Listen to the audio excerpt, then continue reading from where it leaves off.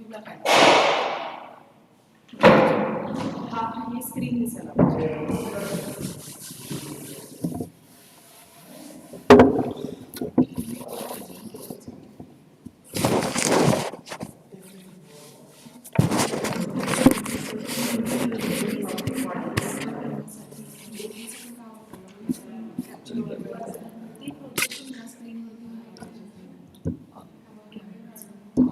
Hello hello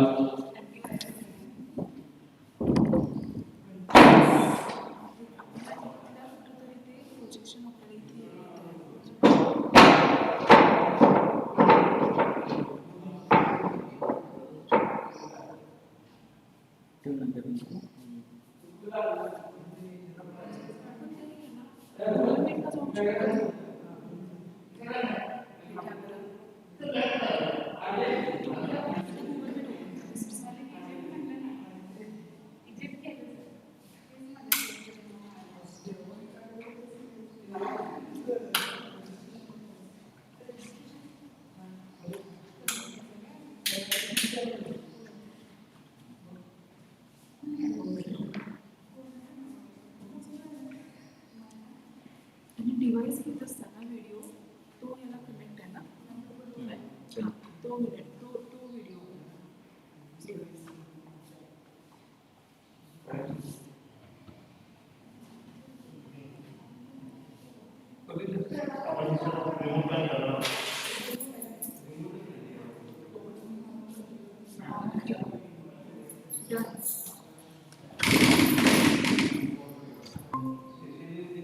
आता युट्यूबला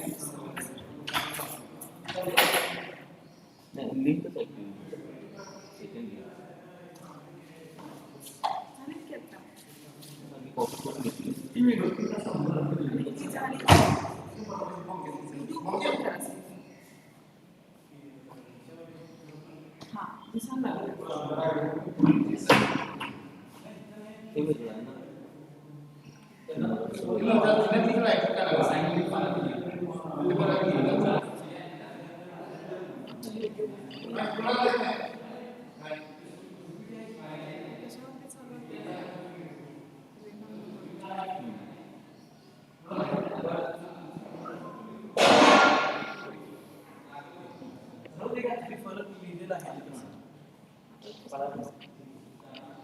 set करायचं म्हणतात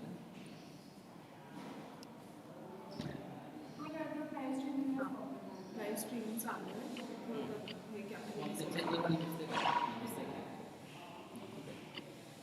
पण पीपीटी कसं दाखवतं दुसरं एखादं एकच महिना सर दुसरं एखादं पीपीटी ओपन करा आणि ते डिस्प्ले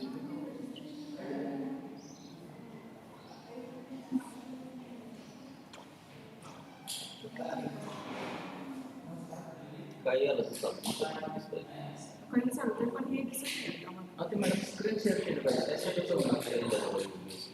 नाही उगाच नाही इथं फोटो घेतला नव्हतं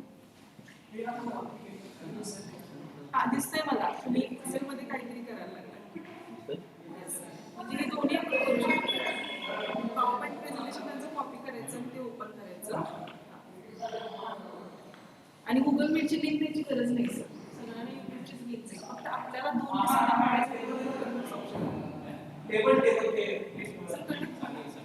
आता इथं बसून तुमचं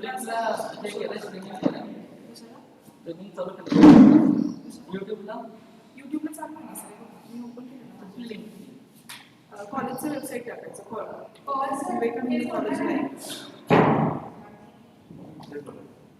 सर त्याच्यावरती बोला बघा या माईकवरती हां चालू आहे तो हॅलो हॅलो हॅलो मामा तो माईक चालू केलाय नाही हॅलो हॅलो थांबा सर मी लावतो hello hello hello my testing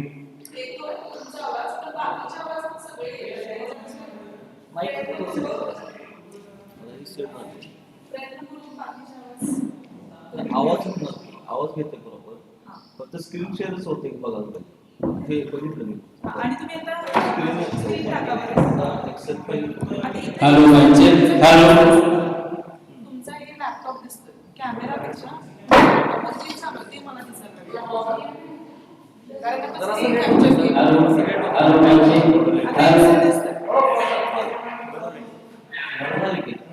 आय अशी लिंक पाठवली मला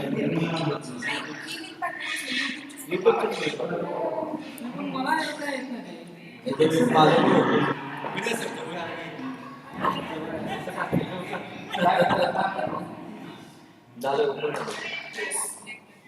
आता तुम्ही काय करायचं, प्रेझेंटेशन चालू असताना कधी कॅमेरा दाखवायचा, कधी दोन दाखवायचा, कधी हे दाखवायचं, असं करायचं. म्हणजे दोन्हीचं स्क्रीनिंग बहुतांशी तेच दिसत आहे.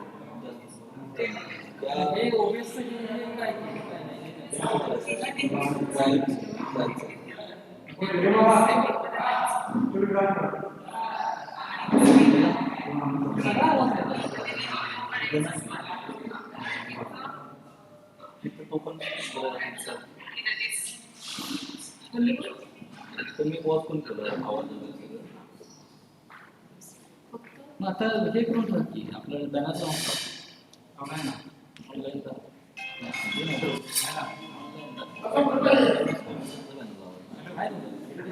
इक्विटी नाही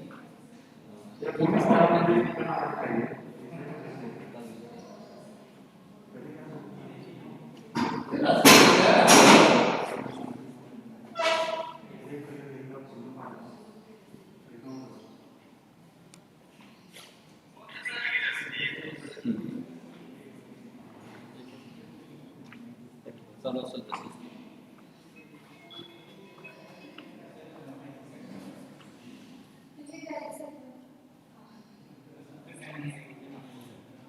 म्हणजे अजून ते काय ते यायचं तुमचं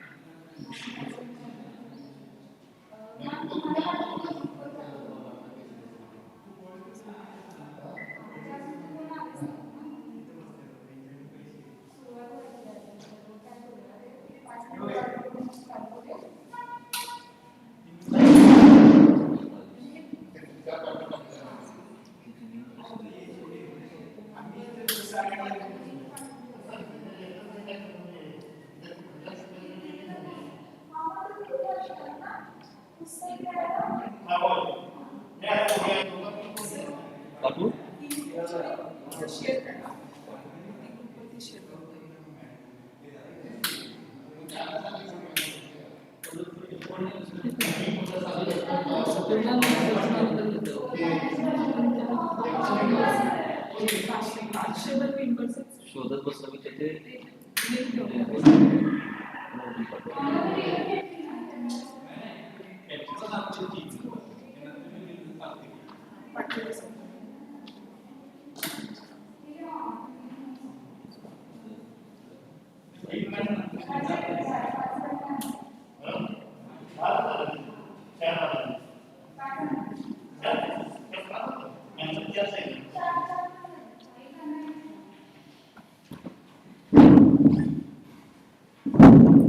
मंगेश तुम्हाला फोन करतो ते येलो टेप आणा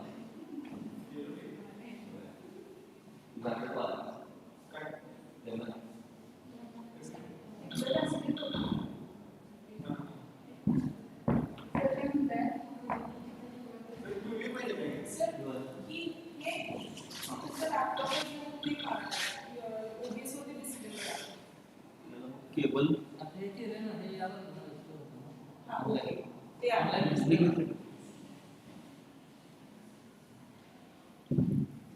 पाठवलेलं आहे. त्याला विजय कोड आहे विजय कोड नाही ना? त्यांची पीपीटी आली की मग तेवढी लगेच कुठं आहेत ते? आलं काय? काय? कुठून होतं ते?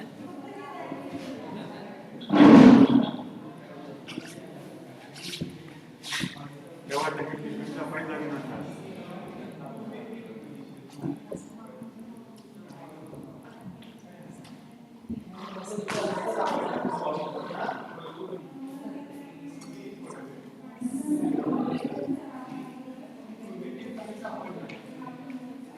तर साधा जरी मिळाला तरी तो पण घेऊन ये. तिथं जरा चिटकू यायला किंवा ती व्हायब्रेट व्हायला लागली रे कॅमेरा व्हायब्रेट व्हायला झालं का?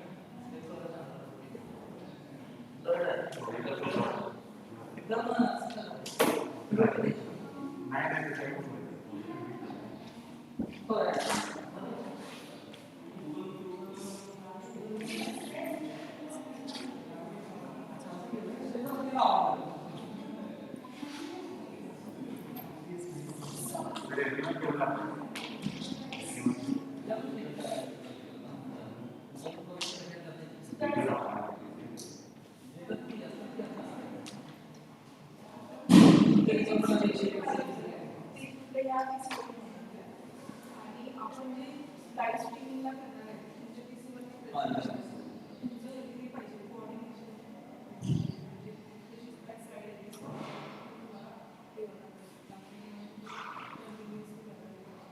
ते म्हणजे दोन वेगवेगळ्या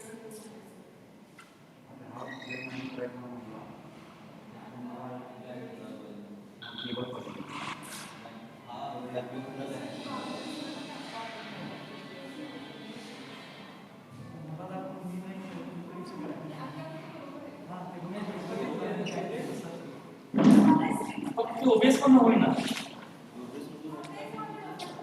ते तुम्हाला स्क्रीन शेअर केली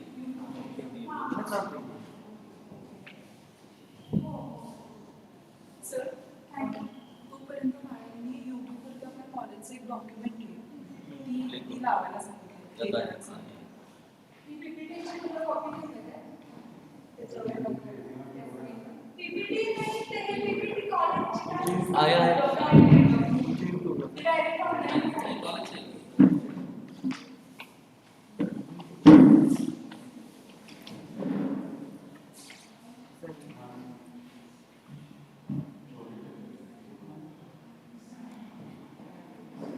असं भेट होतं.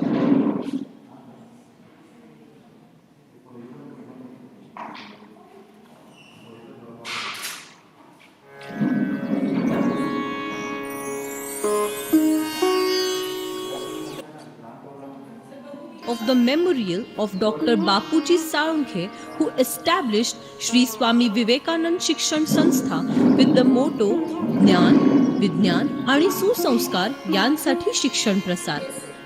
That is dissemination of education for knowledge, science and culture.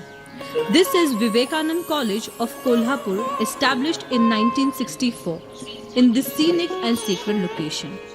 It is known as one of the quality colleges in Maharashtra.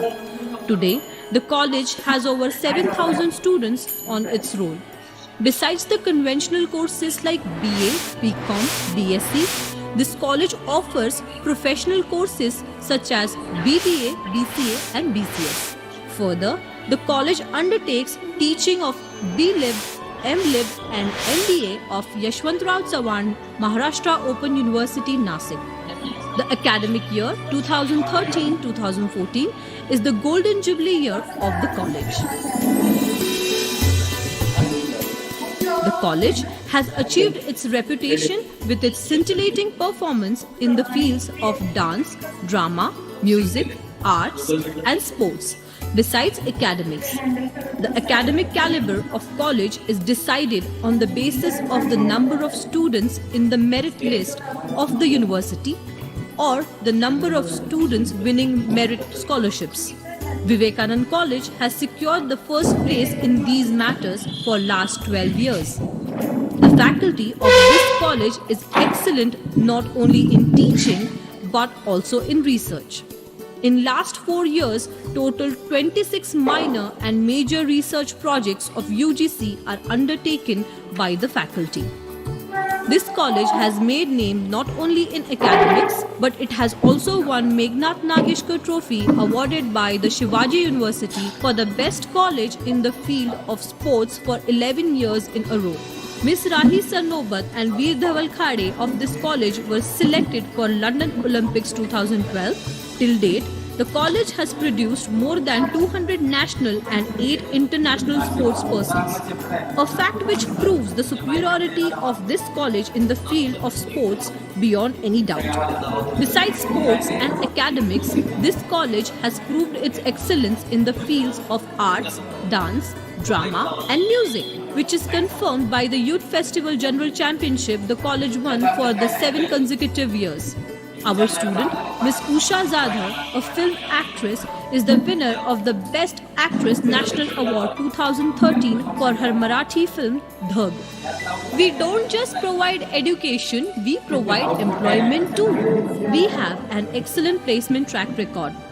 Organizations like Wipro, Infosys, TCS, Patni Computers, Eton, Reliance Insurance, Federal Bank and South Indian Bank pick up our students. During the last 5 years, 537 students are placed in these organizations. We also provide guidance for state civil services examinations at our MPSC Guidance Center.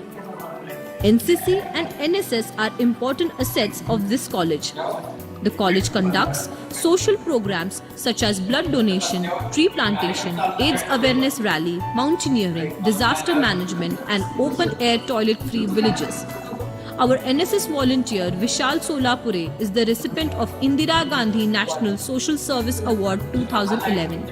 The university has honored our NSS program officer Mr. H.P. Patil by awarding him the Best NSS Program Officer Award for the year 2011-2012. The government of Maharashtra felicitated the principal by giving a cash prize of Rs 2 lakhs in March 2013 for Zagar Zadiwansa. Mr. Hitendra Salunkhe has been awarded Gunwanta Karmachari by Shivaji University in the year 2013. For a NCC cadet, selection for the Republic Day Parade is the highest recognition. Till date, a total of 29 students of this college have received this honor. 26 NCC cadets of this college are presently working as commissioned officers in Armed Forces of India. The college takes due care of students' health. The Vivekanand Health Center at this college is actively engaged in this service. For the future career opportunities, 9 different types of career-oriented courses are running by the college. The library is housed in 8,000 square feet, 2-storied building providing study facility to 250 boys and 175 girl students. The library has more than 1 lakh books worth 1 crore rupees. 105 periodicals on various subjects are received on regular basis. Reference and periodical sections are independent and there is free internet facility for all students. Book Bank is also one of the services of the library and books for examinations like MHCET, IIT and MPSC are made available to the students. पडायला नको The library services are provided by using the SLIM21 software. Former Vice Chancellor of Shivaji University Kolhapur, Professor R.K. Kanbarkar, was the first principal of this college. Principal D.A. Patil heightened the reputation of the college. Principal Dr. A.N. Jagtap further enhanced it. Since 1st May 2008, Principal Dr. H.B. Patil is looking after the administration of the college. Principal Dr. Patil often expresses his firm belief that this process of holistic progress will continue in future under the able guidance of Principal Abhay Kumar Sarunkhe, Chairman of the Trust, and the Secretary, Principal Mrs. Shubhangi Gowde. It is significant point to note that all these principals are the recipients of Best Teacher Award of Government of Maharashtra. Considering these trends of the college, the NAC Bangalore has re-accredited the college with A grade. It is identified as college with potential for excellence by UGC New Delhi. It is also included in the Star College scheme by DBT, Government of India. Thus, this is a college of all-round excellence. Kolhapur was known to date as the city of clean jaggery, the city of Kolhapuri Saz, the city of famous Langi Mirchi, city of Pandra and Tamda Rassa, of the famous Kolhapuri chappals, the city of wrestlers. Today, it is known as the city of Vivekanand College. असं wide angle चेहऱ्यावर बसते.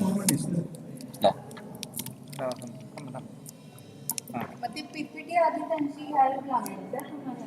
हो, इथं save करायला लागतं. ती PDF आहे का ती PDF बघितली पाहिजे. हे फारच मस्त झालं. हो. हा, प्रोफेशनल लुक आलाय एकदम. इकडे आलं. त्याच जागेवर चेक करूया. चेक कर. Wave of department.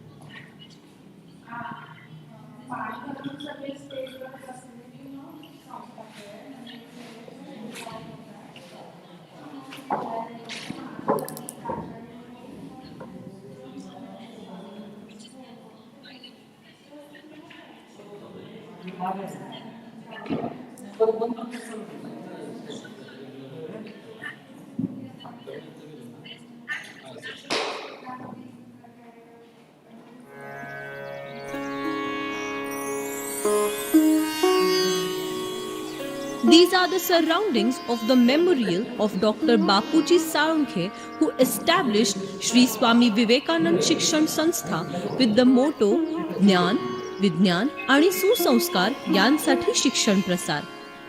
That is dissemination of education for knowledge, science and culture.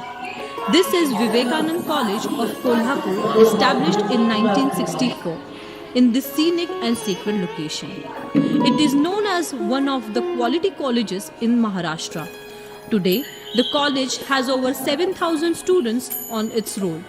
Besides the conventional courses like BA, BCom, BSc, this college offers professional courses such as BBA, BCA and BCS. Further, the college undertakes teaching of B.Lib, M.Lib and MBA of Yashwantrao Chavan, Maharashtra Open University, Nasik. The academic year 2013-2014 of Dr. Bapuji is the golden jubilee year of the college. The college has achieved its reputation with its scintillating performance in the fields of dance, drama, music, arts and sports, besides academics. The academic caliber of college is decided on the basis of the number of students in the merit list of the university or the number of students winning merit scholarships. Vivekanand College has secured the first place in these matters for last 12 years. The faculty of this college is excellent not only in teaching but also in research. In last 4 years, total 26 minor and major research projects of UGC are undertaken by the faculty. This college has made name not only in academics, but it has also won Meghnad Nageshkar Trophy awarded by the Shivaji University for the best college in the field of sports for 11 years in a row. Miss Rahi Sarnobat and Veer Dhaval Khade of this college were selected for London Olympics 2012. Till date, the college has produced more than 200 national and 8 international sports persons. A fact which proves the superiority of this college in the field of sports beyond any doubt. Besides sports and academics, this college has proved its excellence in the fields of arts, dance, drama and music, which is confirmed by the Youth Festival General Championship the college won for the 7 consecutive years. Our student, Miss Usha Zadha, a film actress, is the winner of the Best Actress National Award 2013 for her Marathi film Dhag. We don't just provide education, we provide employment too. We have an excellent placement track record. Organizations like Wipro, Infosys, TCS, Patni Computers, Eton, Reliance Insurance, Federal Bank and South Indian Bank pick up our students. During the last 5 years, 537 students are placed in these organizations. We also provide guidance for state civil services examinations at our MPSC Guidance Center. NCC and NSS are important assets of this college. The college conducts social programs such as blood donation, tree plantation, AIDS awareness rally, mountaineering, disaster management and open-air toilet-free villages. Our NSS volunteer Vishal Solapure is the recipient of Indira Gandhi National Social Service Award 2011. The university has honored our NSS program officer Mr. H.P. Patil by awarding him the Best NSS Program Officer Award for the year 2011-2012. The government of Maharashtra felicitated the principal by giving a cash prize of Rs 2 lakhs in March 2013 for Zagar Zanivancha. Mr. Hitendra Salunkhe has been awarded Gunwanta Karmachari by Shivaji University in the year 2013. For a NCC cadet, selection for the Republic Day Parade is the highest recognition. Till date, a total of 29 students of this college have received this honor. 26 NCC cadets of this college are presently working as commissioned officers in Armed Forces of India. The college takes due care of students' health. The Vivekanand Health Center at this college is actively engaged in this service. For the future career opportunities, 9 different types of career-oriented courses are running by the college. The library is housed in 8,000 square feet, 2-storied building providing study facility to 250 boys and 175 girl students. The library has more than 1 lakh books worth 1 crore rupees. 105 periodicals on various subjects are received on regular basis. Reference and periodical sections are independent and there is free internet facility for all students. Book Bank is also one of the services of the library, and books for examinations like MHCET, IIT and MPSC are made available to the students. The library services are provided by using the Slim 21 software. Former Vice Chancellor of Shivaji University Kolhapur, Professor R.K. Kanbarkar was the first principal of this college. Principal D.A. Patil heightened the reputation of the college. Principal Dr. A.N. Jagtap further enhanced it. Since 1st May 2008, Principal Dr. H.B. Patil is looking after the administration of the college. Principal Dr. Patil often expresses his firm belief that this process of holistic progress will continue in future under the able guidance of Principal Abhay Kumar Salunkhe, Chairman of the Trust, and the Secretary, Principal Mrs. Shubhangi Gowri. It is significant point to note that all these principals are the recipients of Best Teacher Award of Government of Maharashtra. Considering these trends of the college, the NAC Bangalore has re-accredited the college with A grade. It is identified as college with potential for excellence by UGC New Delhi. It is also included in the Star College scheme by DBT, Government of India. Thus, this is a college of all-round excellence. Kolhapur was known to date as the city of clean jaggery, the city of Kolhapuri Saz, the city of famous Langi Mirchi, city of Pandra and Tamda Rassa, of the famous Kolhapuri Chappals, the city of wrestlers. Today, it is known as the city of Vivekanand College.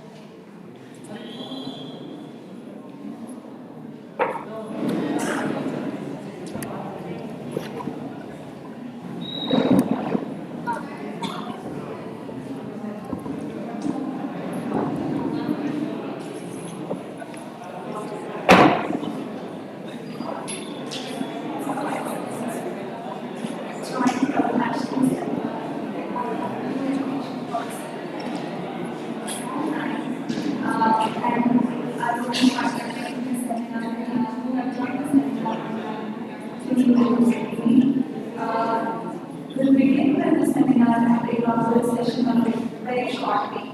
Thank you for your patience. Stay tuned with us.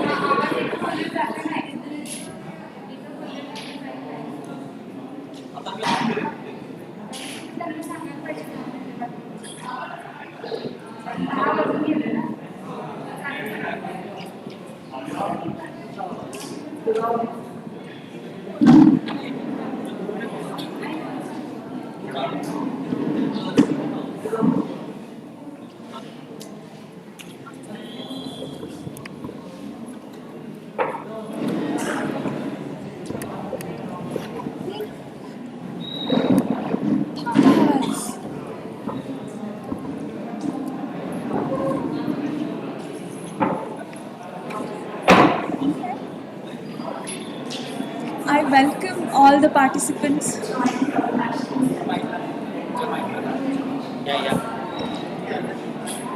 Camera आहे. I welcome all the participants who have joined us online through YouTube screening. We thank you for your patience. Our national seminar on New Education Policy 2020. We will start with the seminar and the inaugural session very shortly. Stay tuned with us. Thank you.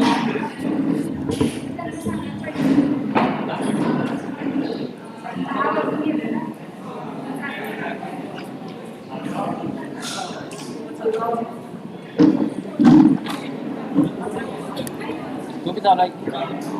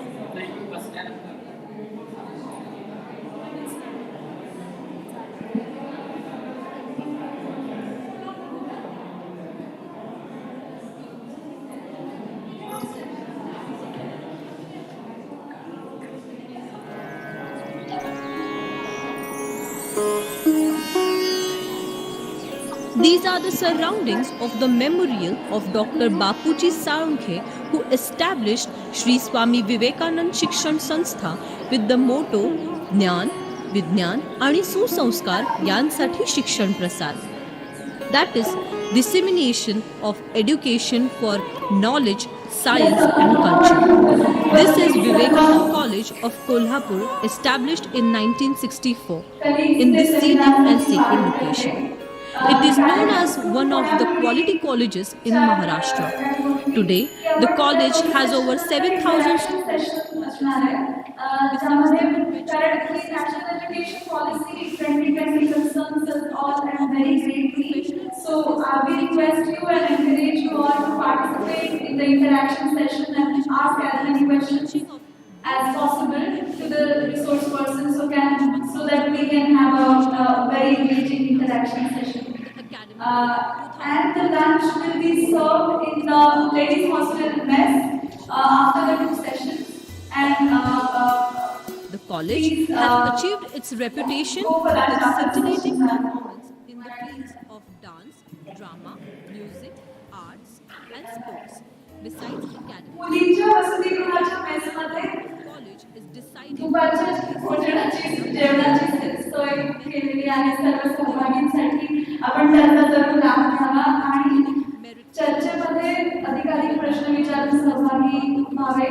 New education policy, नवीन शिक्षण धोरणाच्या संदर्भात, जेणेकरून आपल्याला समृद्ध चर्चेचे session घेता येईल. Thank you. In last 4 years, total 26 minor and major research projects of UGC are undertaken by the faculty. This college has made name not only in academics, but it has also won Meghnad Nageshkar Trophy awarded by the Shivaji University for the best college in the field of sports for 11 years in a row.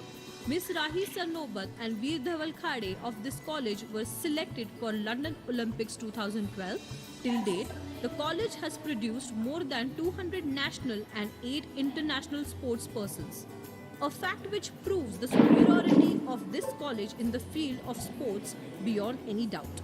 Besides sports and academics, this college has proved its excellence in the fields of arts, dance, drama and music, which is confirmed by the Youth Festival General Championship the college won for the 7 consecutive years.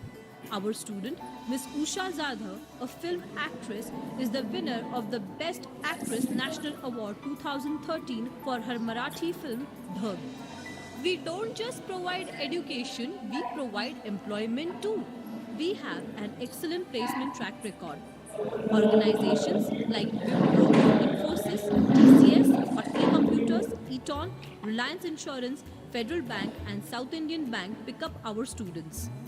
During the last 5 years, 537 students are placed in these organizations. We also provide guidance for state civil services examinations at our MPSC Guidance Center. NCC and NSS are important assets of this college. The college conducts social programs such as blood donation, tree plantation, AIDS awareness rally, mountaineering, disaster management and open-air toilet-free villages. Our NSS volunteer Vishal Solapure is the recipient of Indira Gandhi National Social Service Award 2011.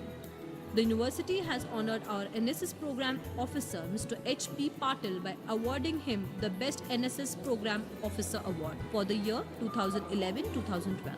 The government of Maharashtra felicitated the principal by giving a cash prize of Rs 2 lakhs in March 2013 for Jagar Janivanza. Mr. Hitendra Sarunkhe has been awarded Gunwanta Karmachari by Shivaji University in the year 2013. For an NCC cadet, selection for the Republic Day Parade is the highest recognition. Till date, a total of 29 students of this college have received this honor.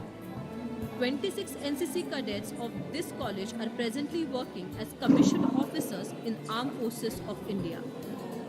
The college takes due care of students' health.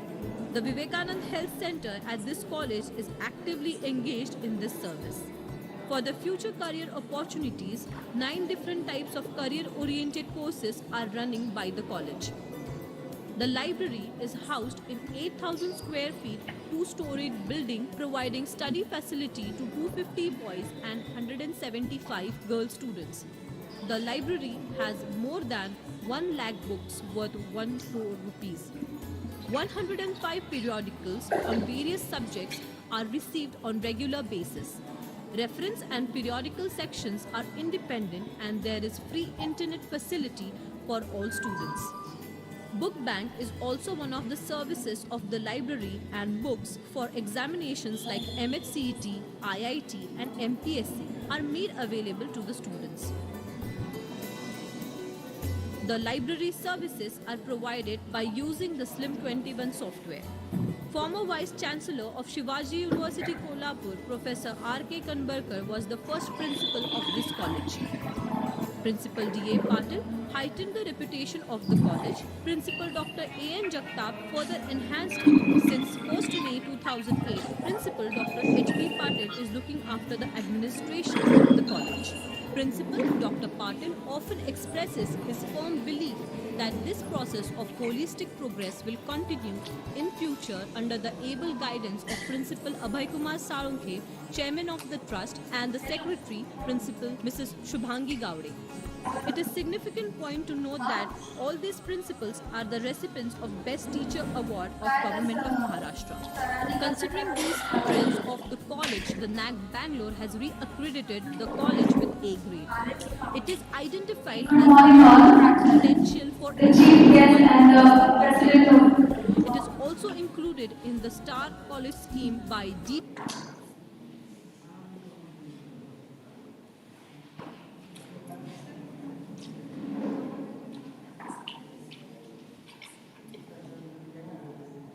Government of India. Thus, this is a college of all-round excellence. Kolhapur was known to date as the city of clean jaggery. the city of Kolhapuri Saz, the city of famous Langi Mirchi, city of Pandra and Tamda Rassa, of the famous Kolhapuri Chapels, the city of wrestlers. Today it is known as the city of Vivekanand College.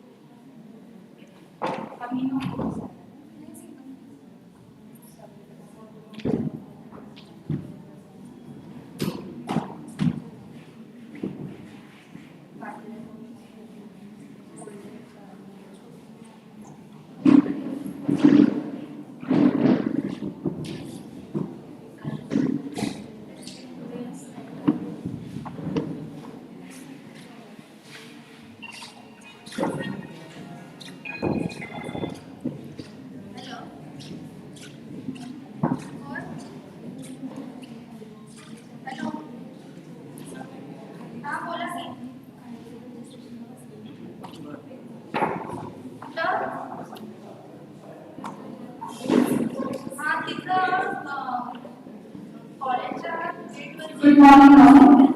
The President of the National Seminar, Honorable Principal Saruki sir, has arrived to the hall. Our Principal Dr. Anand Kumar sir, our resource person Dr. B. Dekar sir and Jadhav sir, I welcome all the guests to the inaugural session of the program.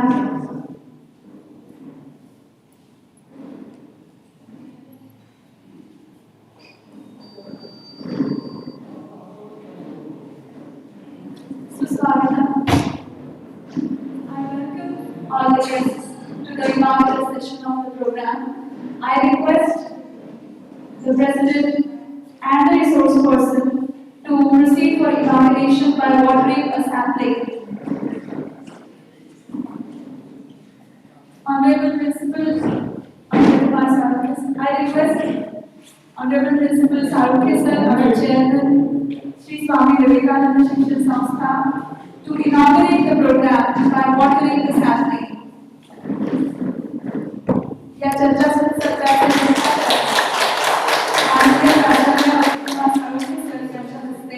होत आहे. आपल्या आजचे resource person doctor B A Kundekar sir, doctor Uttam Jadhav sir, Vivekananda महाविद्यालयाचे प्राचार्य doctor R R Kumar sir. I request the dignitaries on the dais to be seated on the dais.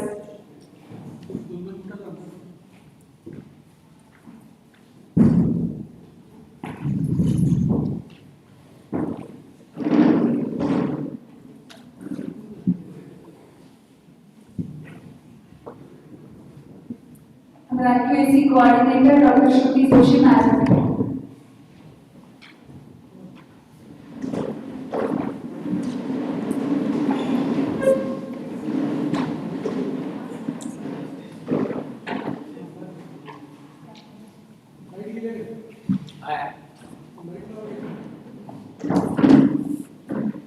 Good morning.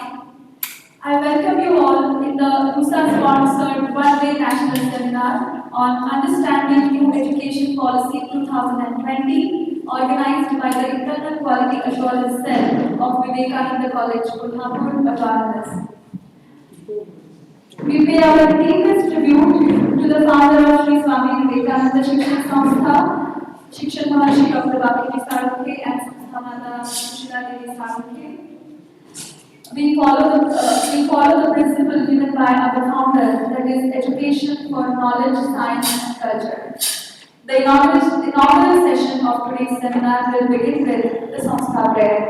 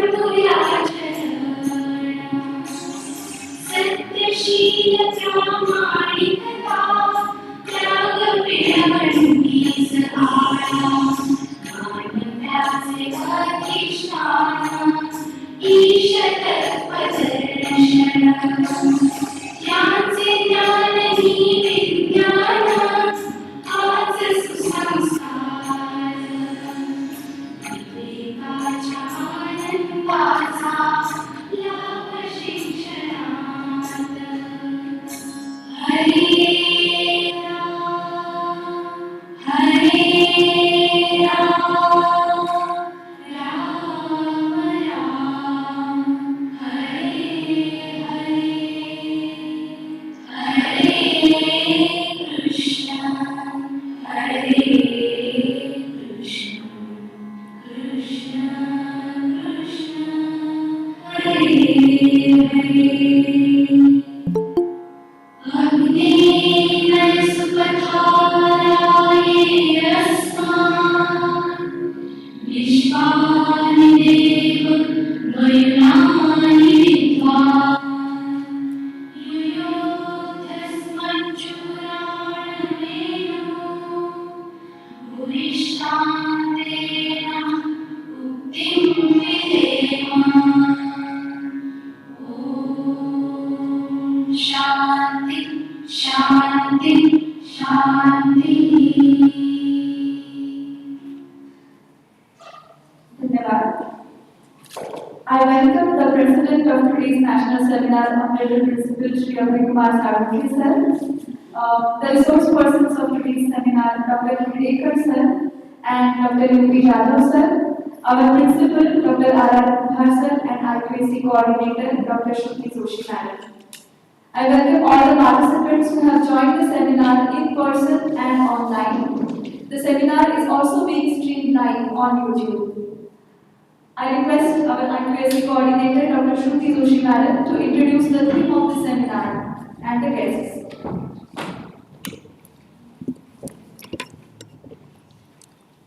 A very good morning to all the delegates and the dignitaries on the dais. On behalf of the IQC of Vivekanand College, Kolhapur, I welcome you all to the inauguration function of RUSA-sponsored National Seminar on Understanding National Education Policy 2020. Keeping in view the objective of an all-inclusive and equal quality education and lifelong learning opportunity to all the citizens of India, the Ministry of HRDC, Government of India, has prepared a new National Education Policy 2020. In the rapidly changing scientific technological world, there is a growing need of skilled workforce with specialized as well as multidisciplinary abilities which are to be inculcated and developed in our children.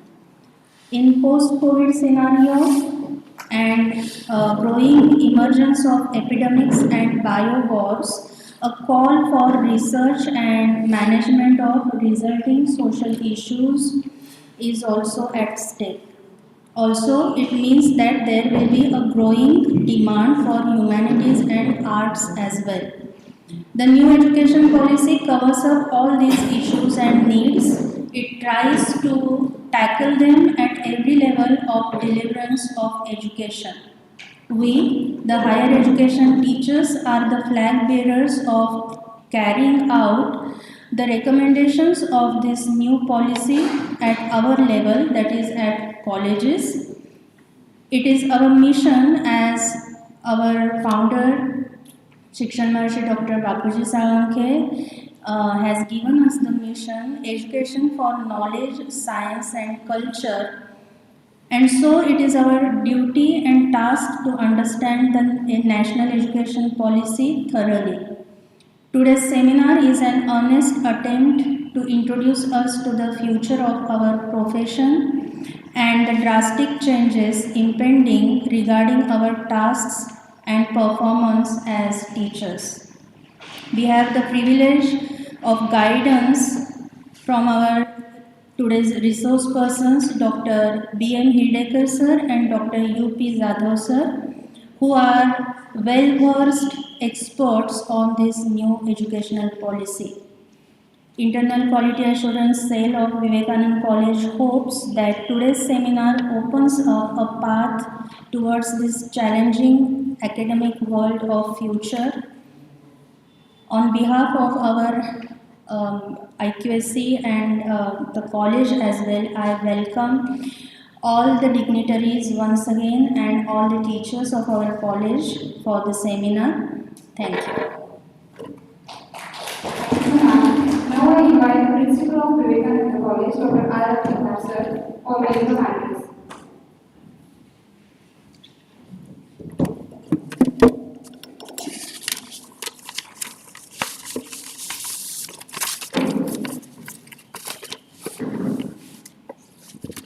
Very good morning to one and all on the Boxing Day. Offering tribute to the belied spirit of founder of Sri Swami Vivekananda Shikshan Sanstha, Shikshan Maharshi Dr. Bapuji Salunkhe and Sanstha Mata Sushila Devi Salunkhe, I wholeheartedly welcome the respected dais, Honorable Abhay Kumar Salunkhe sir, Executive Chairman of our Sanstha, today's resource person Dr. B.M. Hirdekar, ex-COE, Shivaji University, Kolhapur, and Dr. Zadhav, Dean, School of Liberal Arts, Sanjay Ghodawat University, Kolhapur. IQSC Coordinator, Dr. Shruti Joshi, all participants present here and those who have registered online, and also I welcome all my college support staff for this national seminar on understanding National Education Policy 2020, organized by IQSC Cell and sponsored by RUSA. Shikshan Maharshi Dr. Bapuji Salunkhe established the Swami Vivekananda Shikshan Sanstha to disseminate education for knowledge, science and culture. Around 500 branches of the Sanstha work in align with the motto, and Vivekananda College follows this motto in every bit of action. The present seminar goes a step ahead. I am glad to inform you all that around 500 participants all over India registered for this seminar. Particularly they are from Maharashtra, Karnataka, Tamil Nadu, Kerala, Punjab and Haryana. This underlines the importance of the topic we are discussing today, that is National Education Policy 2020. We wish to initiate a dialogue among scholars, teachers and students to understand this policy better. It is absolutely true that nation's progress depends on its education policy. So every nation tries to update it in line with the changing universal economical, social, cultural, political and environmental situations. New Education Policy 2020 claims is the landmark step by the Indian government replacing 34 years back policy framed in 1986. It aims at fundamental reformation of Indian education system at all levels, primary to education, primary to secondary and secondary to higher education. The goal is to make education global, accessible, all-inclusive, flexible and interdisciplinary. We can say that interdisciplinary, skill-based and research-oriented education are the crucial elements of this policy. At present, there are about 40,000 colleges and 800 universities in India, but still the ratio of higher education is about 26%. The new education policy predicts to increase it to 50% by 2035. At the outset, I want to notice here some challenges to implement this in 2020. Number one, doubling the enrollment of the students means doubling the number of colleges and many universities. To achieve, number two, to achieve the goals of this policy, we will certainly require a massive amount of investment in infrastructure. How to generate it? This has become even more critical considering the post-COVID situation in our country. Number three, the policy aims at reformation in curriculum as well as teaching learning methodology. To implement this, we will need highly trained teachers and a drastic shift in the mindset, which is very important, mindset of teacher and parents. Interdisciplinary, that means in students can opt here for particularly related with the degree, bachelor degree, students can opt any subject of from any stream. For example, a student can opt history, accountancy and physics. So how it is possible to conduct the courses at a time? This is the main problem. And one important thing here is that the student after completion of the first degree is eligible to get certificate, course certificate. Then after second years, diploma. After third years, degree certificate. And most important thing, after completion of 4-year degree, he get along with bachelor degree a certificate of having some work with research. So these are the some important points. So interdisciplinarity, skill-based and research-oriented education are the crucial elements of this new education policy. But to implement it fully, we need to make extreme changes in our ways of functioning. I am sure that the present seminar will answer most of these doubts. I once again congratulate IQAC of our college for organizing a seminar on such an important issue, and I thank you to all of you, those who have participated online also and in presence also. Thank you. Jai Hind, Jai Maharashtra. धन्यवाद sir. या कार्यक्रमाचे अध्यक्ष आमचे chairman honourable principal doctor प्राचार्य Shri Abhay Kumar Salunkhe sir यांना मी विनंती करते sir की त्यांनी या कार्यक्रमाचे प्रमुख वक्ते रिसोर्स पर्सन्स पहिल्यांदा doctor Khedekar sir ex COE Shivaji university Kolhapur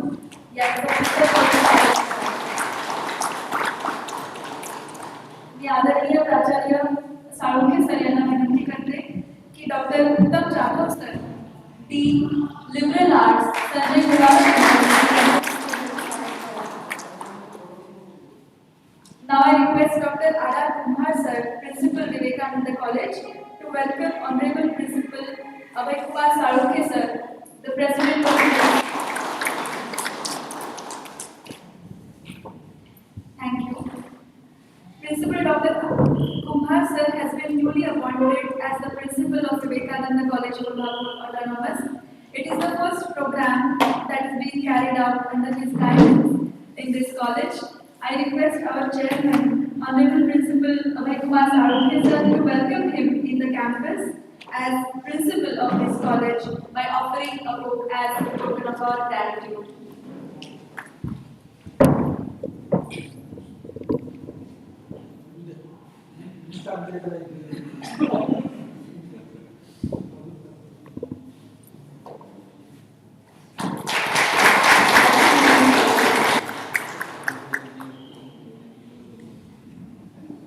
Thank you all. Now I request Dr. Khedekar sir, ex-COE, Shivaji University, Kolhapur, to speak a few words as part of his address in the inaugural session.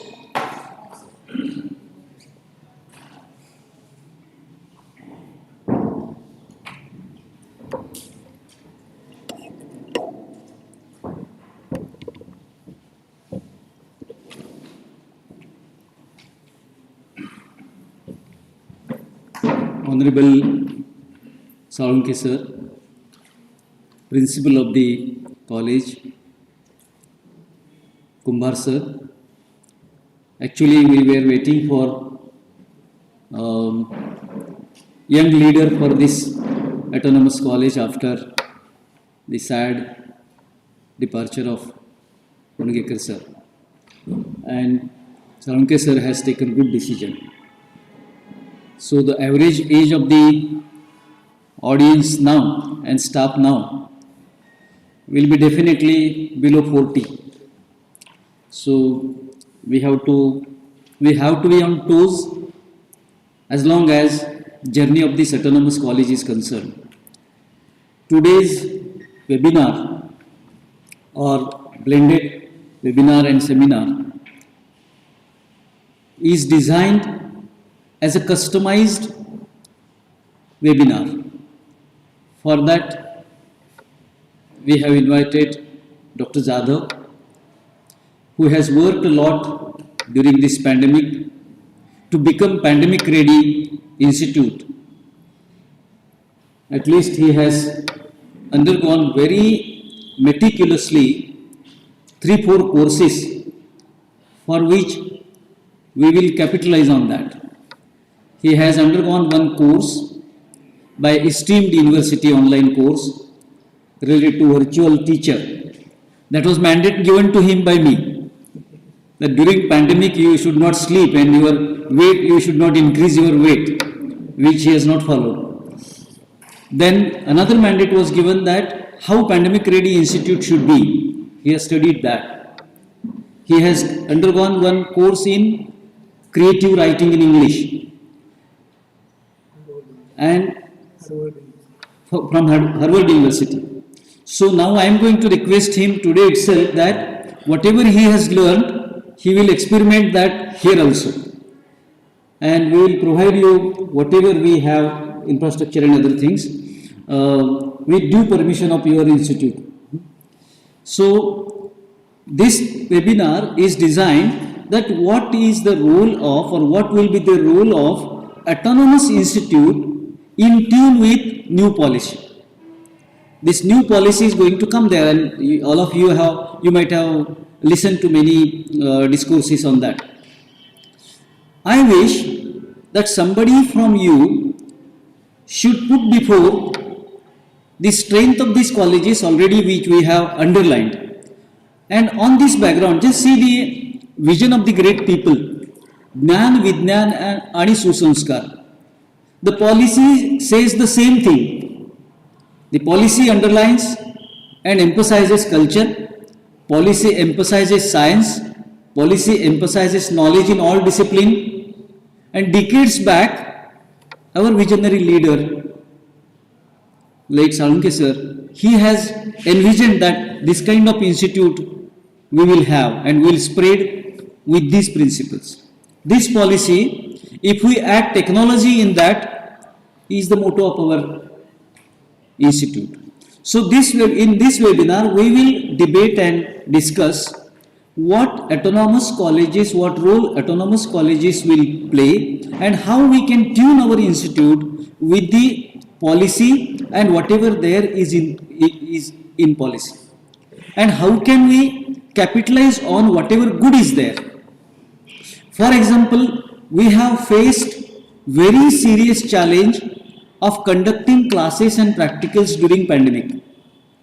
So we have to think now, every teacher has to think now that hereafter we will not confine our students in any lab or in any classroom as far as practicals are concerned. We will directly send them where the actual work is going on, which may stop, may not stop with any problem. Because conducting of examinations, written and practical, was a challenge and still it's a challenge. But now, being autonomous, we will take liberty to send our students actually where things are happening. We will not confine them. So everybody has to think. For example, where can we place our physics student for internship?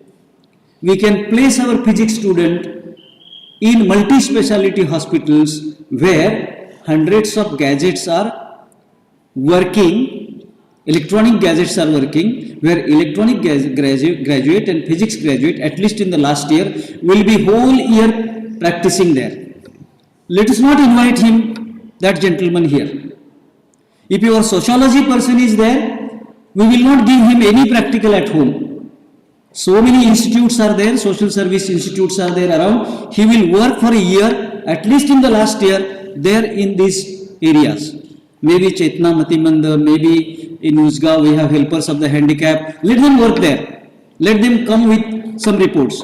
So everybody will think disruptively, altogether innovatively to design his own course, to design his own curriculum, to design his own practicals. It's time now.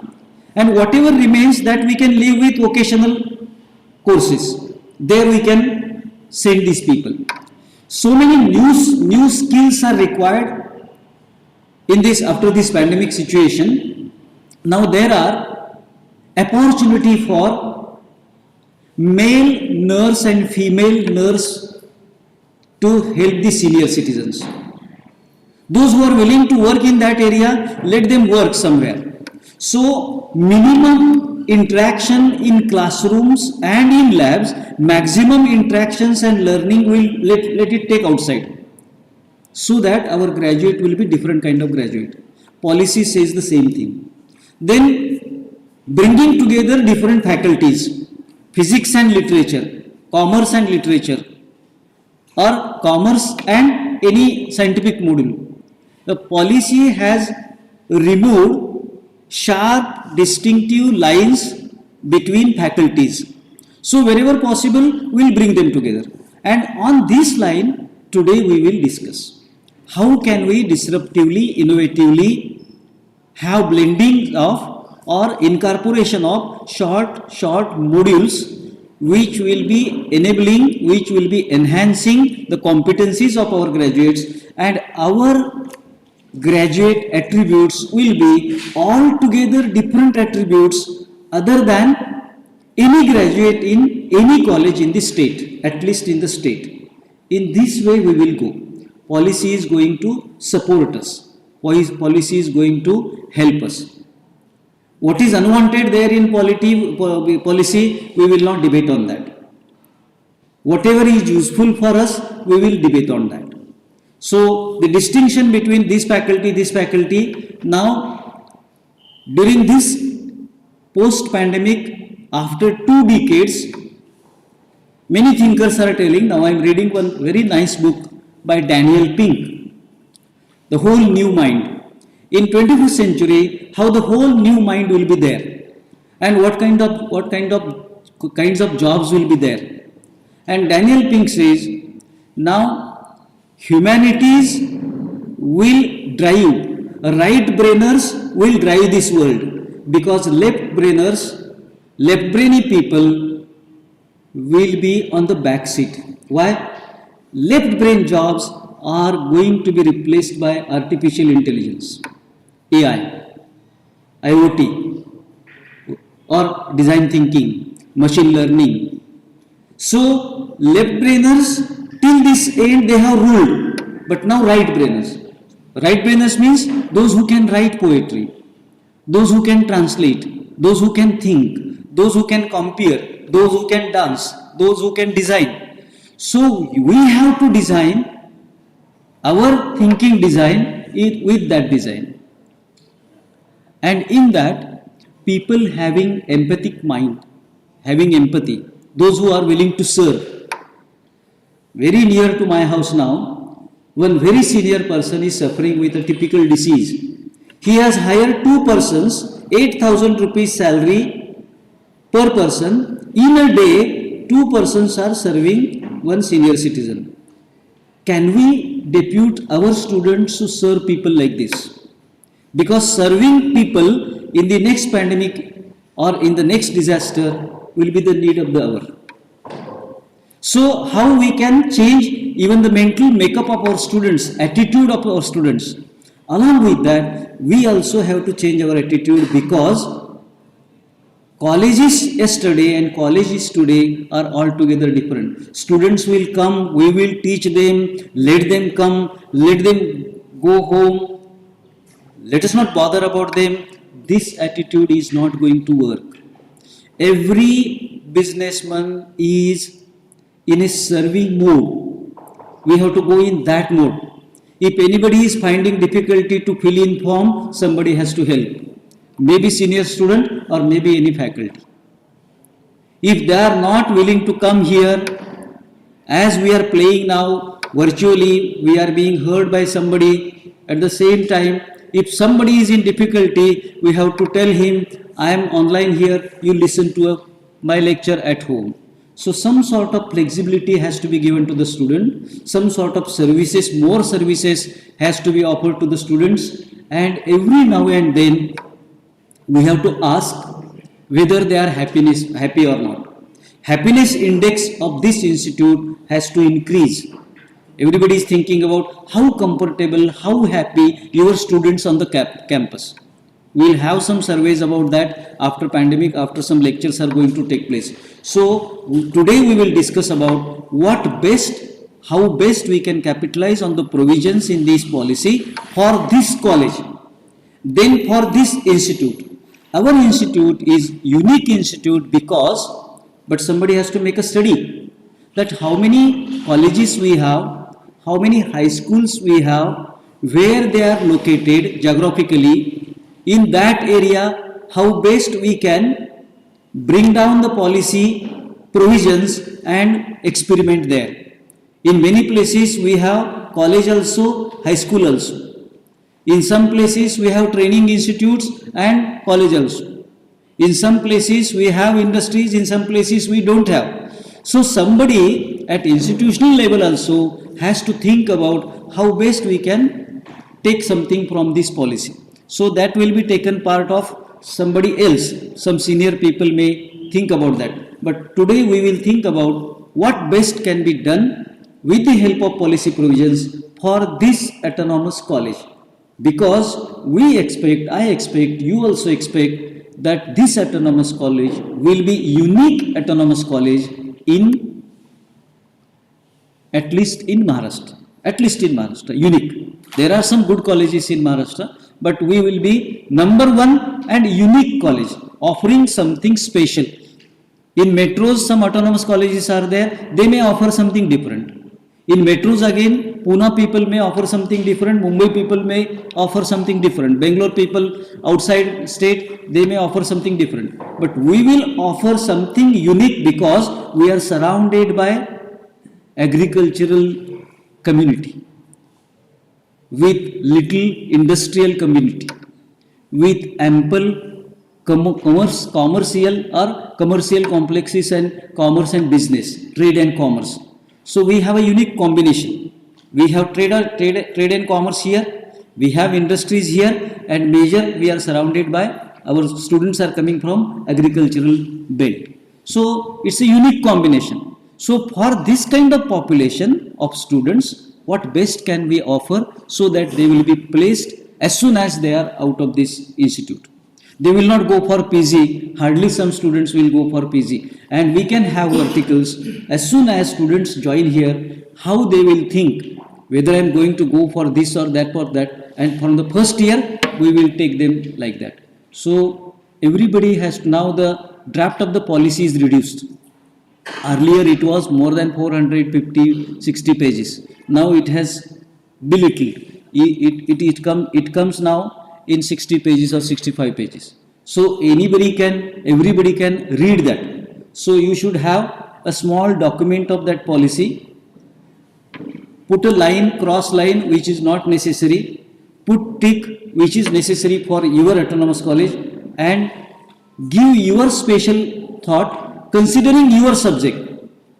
Maybe geography, maybe physics, maybe electronics.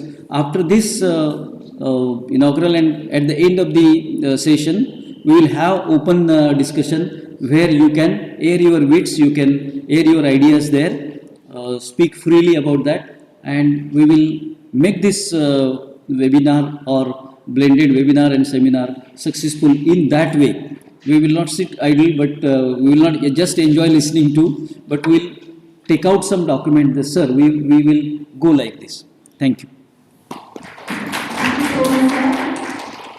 Now I invite Chairman Honorable Principal Abhay Kumar Saruke sir to present presidential address of the inaugural session.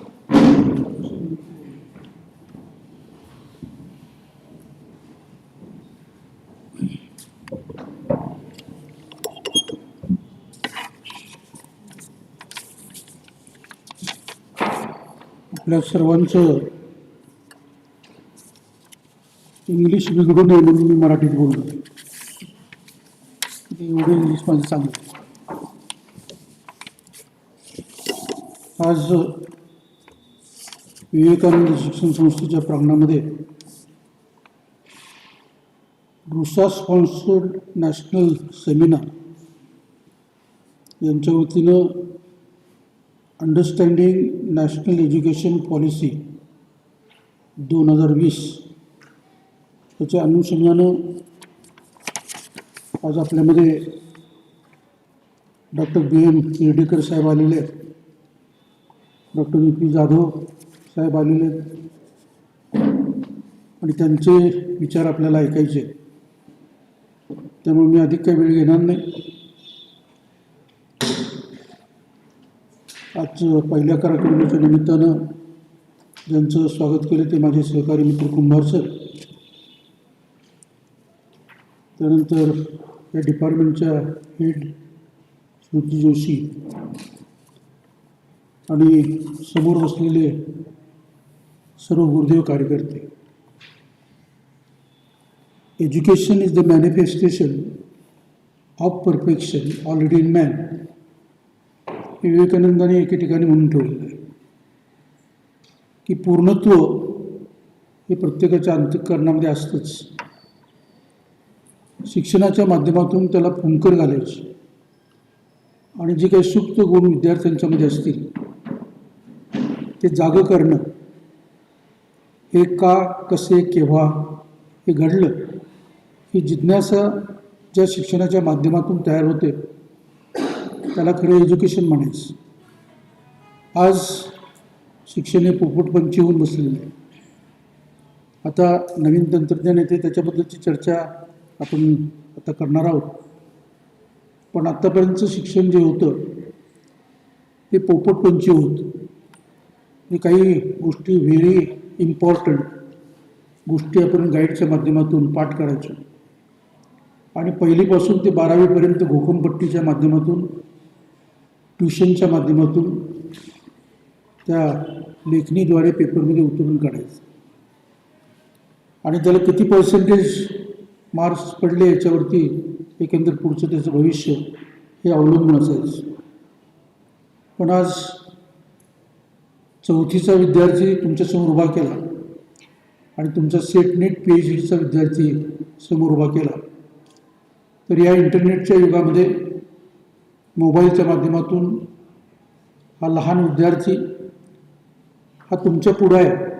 आजचं knowledge हे इंटरनेटच्या माध्यमातून एवढं पुढे गेलेलं आहे की 4थीचा विद्यार्थी हा सुद्धा प्रगल्भ झालेला आपल्याला पाहायला मिळतो.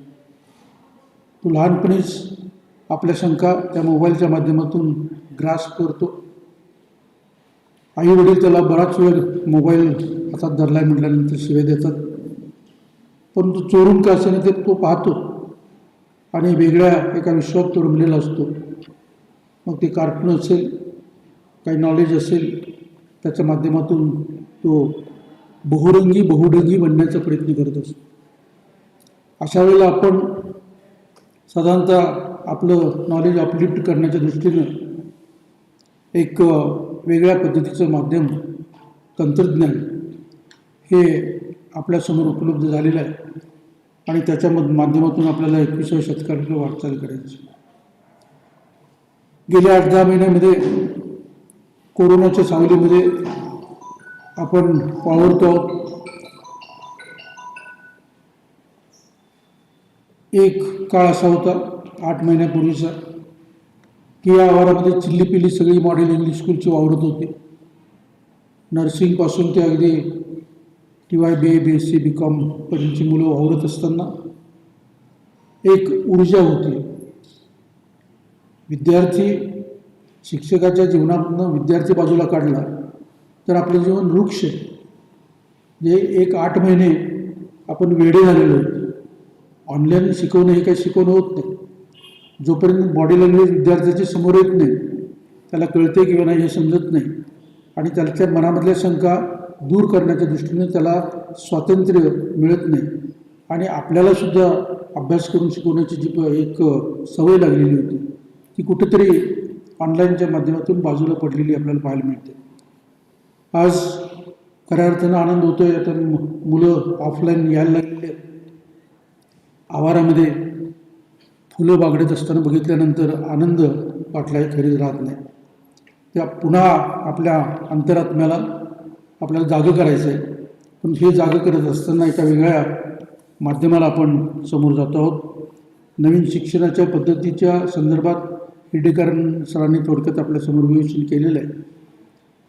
साधारणतः हे शिक्षण एक 10वी-12वी झालेला विद्यार्थी बाहेर पडल्यानंतर स्वतःच्या पायावरती उभं राहावं, हे ग्रॅज्युएशन घेत त्यांना इतर ज्या आवडीच्या गोष्टी असतील, मग संगीतातल्या असतील, कला क्रीडा क्षेत्रातल्या असतील, किंवा आणखीन डॉक्टर इंजिनिअरिंगच्या माध्यमातून आपल्याला पुढे झेप घ्यायची असेल तर त्या दृष्टीनं त्याचा अभ्यास प्रायमरी म्हणजे पहिलीपासून ते या 12वीपर्यंतच्या शिक्षणामध्ये असा तांत्रिक शिक्षणाचा एक विषय हा ठेवला गेलेला आहे. त्याच्या माध्यमातून विद्यार्थ्यांची आवड निवड कळते आणि मग त्या दृष्टीने त्याला शेप देण्याचा प्रयत्न आपण करतो. आज युनिव्हर्सिटीज या कम्पॅरेटिव्ह साधारणतः जगभर ज्या युनिव्हर्सिटी आहेत त्याच्यामध्ये आपल्या युनिव्हर्सिटीचे क्रमांक फार खाली आहेत. त्यामुळे आता सगळ्यांना कॉलेजेसनंच स्वायत्त देण्याचा हा सेंट्रल गव्हर्नमेंटचा थोडंसं नियोजन आहे. ज्या ज्या कॉलेजेसमध्ये एक म्हणजे पूर्णत्वाला पोचलेली जी कॉलेजेस आहेत, मग प्राध्यापकांचं नॉलेज असेल, एकंदर बाह्यांग आणि अंतरंग हे विश्वविद्यालयाच्या म्हणजे इंटरनॅशनल लेवलपर्यंत जाणार असेल तर त्या कॉलेजेसना आता शासन हे स्वायत्त विद्यापीठाचा दर्जा देत आहे. आणि त्या दर्जा देत असताना मग विद्यापीठाच्या माध्यमातून जेव्हा आपण एज्युकेशन घेतो त्यावेळी विवेकानंद युनिव्हर्सिटी याला स्टेटस प्राप्त करून द्यायचं असेल तर शिक्षकाची विद्वत्ता त्या उंचीची पाहिजे. इथून बाहेर पडणारा ज्ञानी विद्यार्थी हा बहुढंगी बहुआयामी असा असला पाहिजे. अशा पद्धतीनं त्याला शेप देण्याचं काम हे आम्हा प्राध्यापकांचं आहे. आणि म्हणून शिक्षणामध्ये हा ढाचा बदललेला आहे. एका नालंदा आणि तक्षशिला विद्यापीठामध्ये सगळ्या जगातले विद्यार्थी यायचे आणि शिक्षण साधारणतः प्रगल्भ त्यावेळेला ते होतं. त्याच पद्धतीनं त्या उंचीला पोचण्याचं काम आज प्रत्येक कॉलेजेसमध्ये करण्याची गरज आहे. आणि ती गरज पूर्ण केल्यानंतर निश्चित विद्यार्थी हा सकस आणि प्रगल्भ तयार होईल आणि आत्मविश्वासानं उद्याच्या विश्वामध्ये वावरण्याच्या दृष्टीने समर्थ होईल. आणि हे होण्याचं काम करण्याचं काम ही गुरुकिल्ली ही आपल्या गुरुदेव कार्यकर्त्यांच्यामध्ये असली पाहिजे. अन्यथा आज कामाच्या दृष्टीनं आपल्याला एक आर्थिक स्थैर्य शासनानं प्राप्त करून दिलेलं आहे. अनेक प्राध्यापक आता 2-2 लाख रुपये पगार घेतात. 2 लाख पगार घेण्याच्या आता लागल्यानंतर तो 50,000 घेतो. पण त्याचं मूल्य साधारणतः आपण त्या पद्धतीची तपश्चर्या करतो का? त्या उंचीचे विद्यार्थी आपण तयार करतो का? आपल्याकडे ते नॉलेज आहे का? त्याच्याबद्दलचं आत्मचिंतन आपण केलं पाहिजे. आपल्याला जर स्थैर्य आलं असेल, स्थिरता आली असेल तर व्यासंग ज्याच्यासाठी आपण जे सतीचं वाण स्वीकारलेलं आहे त्याच्यासाठी झोकून देऊन आपण अभ्यास केला पाहिजे. आणि विद्यार्थ्याला घडवण्याचा एक आत्मानंद प्राप्त करून देण्याचा प्रयत्न आपण सगळ्यांनी करायचा आहे. तेव्हा अधिक काही आपला वेळ नाही घेत आहे. ज्या बापूजीने एक स्वप्न बघितलं की संबंध ग्रामीण भागातला विद्यार्थी त्यांनी निवडला. संस्कार केंद्र काढत असताना हायवेवरची पुणा बॉम्बेसारखी सिटीज त्यांनी घेतल्या नाहीत, तर ग्रामीण भागातला दलित पिचलेला विद्यार्थी वर्ग जो आहे ज्ञानापासून वंचित असलेल्या या विद्यार्थ्याच्या दारामध्ये ही ज्ञानाची गंगा पोचवण्याचं काम बापूजींनी केलं. त्याच्यासाठी अव्याहत स्वतःला चंदनाप्रमाणे झिजून घेतलं, मेणबत्तीप्रमाणे जाळून घेतलं.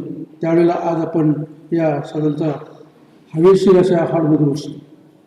सुरुवातीला बापूजींनी शाळा काढली त्यावेळेला पारावरती शाळा भरत होती. बापूजी रात्री अपरात्री टांग्यातनं बैलगाडीतनं चालत जायचे, पाऊलवाटेने जायचे, ग्रामस्थांना गोळा करायचे, 2000 रुपये द्या आणि तुमचे 4 विद्यार्थी आणून इथं बसवा. त्या मंदिरामध्ये पारावरती बसून प्रत्येकाच्या घरातून जोंधळे तांदूळ गोळा करून, स्वयंपाक गोळा करून त्या विद्यार्थ्यांना अन्न वसतिगृहाच्या माध्यमातून घातलं आणि मग ज्ञानदान सुरू केलं. ही सुरुवात विवेकानंद संस्थेची झाली ती पारावरती आणि त्या गावात असलेल्या मंदिरामध्ये शाळा तयार झाली. आज आपण AC हॉलमध्ये बसतो. तर यासाठी कुणीतरी गाडून घेतलेलं आहे. त्यांनी स्वप्न बघितलेलं आहे की उद्याचा हा ग्रामीण भागातला विद्यार्थी विविध क्षेत्रामध्ये चमकला पाहिजे, देशाची उंची त्यानं वाढवली पाहिजे. हे स्वप्न उराची कवटाळून बापूजींनी हा ध्यास घेतला आणि आपल्यातून 69 वर्ष ते निघून गेले. हे करत असताना आपल्या देहाचं त्यांनी चिंता केली नाही. ज्या पद्धतीने विवेकानंद अल्पकाळ जगले, 40-45 वर्षाच्या या कालावधीमध्ये सबंध भारताची जगाची भ्रमंती करून आपल्याला हवं ते नॉलेज हे त्यांनी आयुष्य पुरेल अशा प्रकारची मानवतेचा संदेश हा विवेकानंदांनी दिला आणि त्यांचा भ्रमंती झाली आणि त्या भ्रमंतीनं अनेक रोगाने त्यांना ग्रासलं. त्याचप्रमाणे बापूजींनी तो आदर्श पाळला आणि विवेकानंदांचा आदर्श समोर घेऊन विवेकाचा आनंद सबंध महाराष्ट्रात नव्हे तर जगभर आज आपले विद्यार्थी आहेत. याचं कारण हे पायात कुणीतरी गाडून घेतलेलं आहे. त्या बापूजींच्या विचाराचा सुगंध पसरवण्याचं एक वेगळं असं वाण तुम्ही घेतलेलं आहे. तर ते वाण घेत असताना अशा विद्वत लोकांच्या विचार ऐकणं आणि त्या आचरणात आणणं, कृतीशील बनणं, ॲप्लिकेशन ऑफ नॉलेज हे महत्त्वाचं आहे. ज्ञान झाल्यानंतर ॲप्लिकेशन ऑफ नॉलेज आणि त्यानंतर बापूजींनी सांगितले ज्ञान, विज्ञान आणि सुसंस्कार. जो कळलेल्या ज्या गोष्टी आहेत ते जीवनामध्ये वळवतो तो संस्कार आणि सुसंस्कारी असा विद्यार्थी तयार करतो आणि ती भूमिका ठेवून आपण काम कराल अशी अपेक्षा मी व्यक्त करतो. असे अनेक परिसंवाद या माध्यमातून या व्यासपीठावरती आणखीन घडावेत अशा प्रकारची अपेक्षा व्यक्त करतो. पुन्हा एकदा जाधवसाहेब आणि हिरडेकर यांचं स्वागत करतो. त्यांच्या विचारामध्ये जी एक प्रगल्भता आहे त्याचा उपभोग आपण सगळ्यांनी घ्यावा अशा प्रकारची विनंती करतो. पुन्हा एकदा आपल्या सर्वांना शुभेच्छा व्यक्त करून थांबतो. जय हिंद, जय Maharashtra.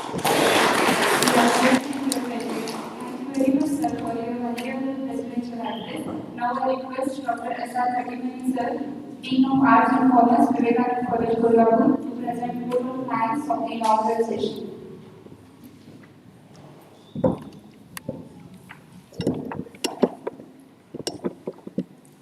RUSA sponsored one-day national seminar on Understanding National Education Policy 2020. At the outset, I would like to express my gratitude towards inaugural speaker Dr. B.M. Hirdekar sir for enlightening us by their fruitful and provoking thoughts. I also acknowledge the kind support and valuable guidance from our Honorable Principal Abhay Kumar Saunke sir, Executive Chairman Sri Swami Vivekananda Shikshan Sanstha Kolhapur, and our Honorable Principal Dr. R.R. Kumbhar sir to discuss the key issues in new education policy. I express my deep sense of immense pleasure towards Dr. Shruti Joshi ma'am and other IQC members who made this national seminar grand success. Last but not least, I express my vote of thanks to Dr. U.P. Zadu sir, next speaker, all the teacher participants and non-teaching staff of this college for their valuable presence. Thank you one and all. Good day. With the permission of the chair, the inaugural session concludes here. We will proceed with the first session shortly.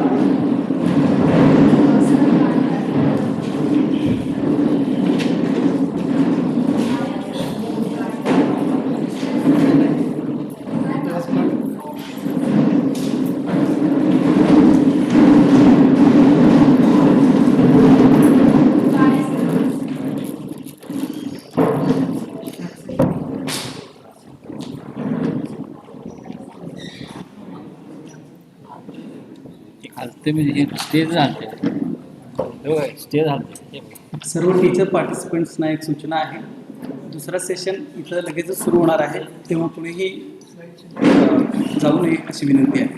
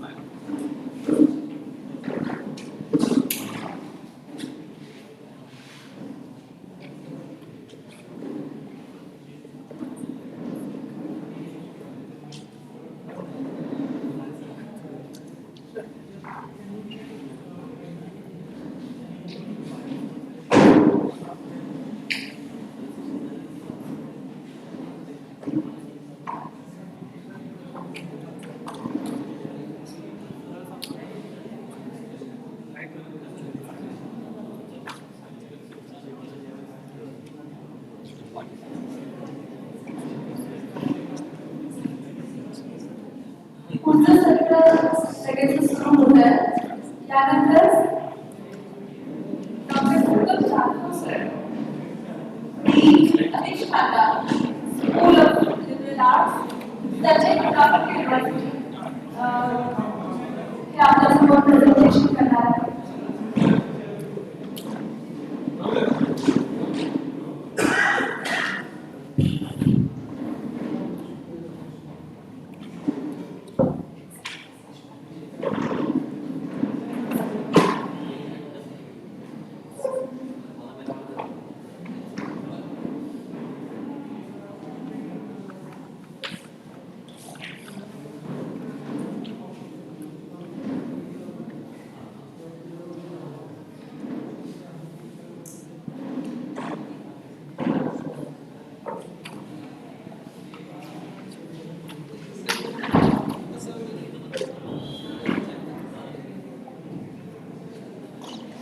सर्व पार्टिसिपेंट्सना विनंती आहे की आपण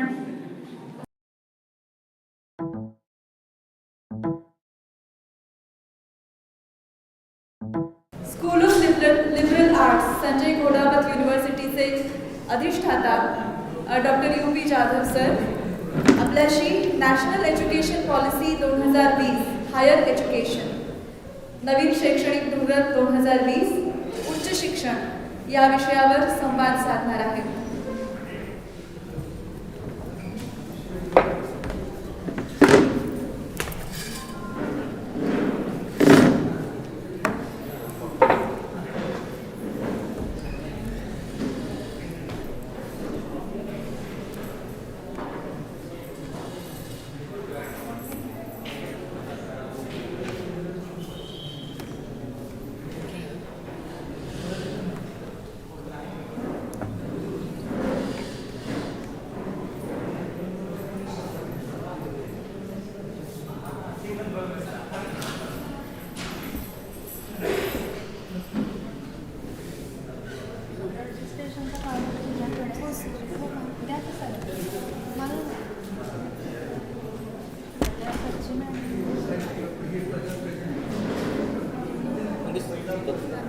camera बंद झाला, green दाबा.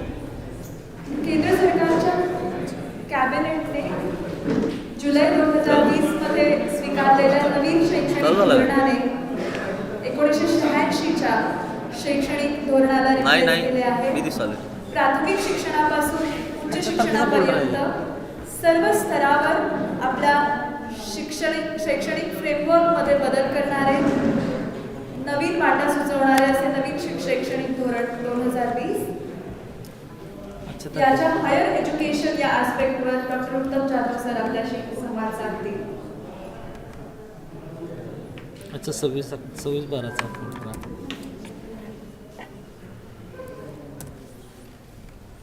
ते दोन्ही पण सेव्ह करून घ्या तिथं, डेस्कटॉपला ठेवा.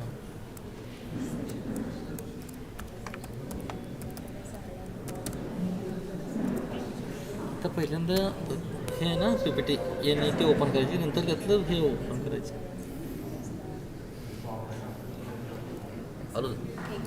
हां, पहिला ही PPT ओपन करायची, चेंज करू का, नंतर हे ओपन करायचं. ते दोन्ही आता पहिली प्रेझेंटेशन असतं ना.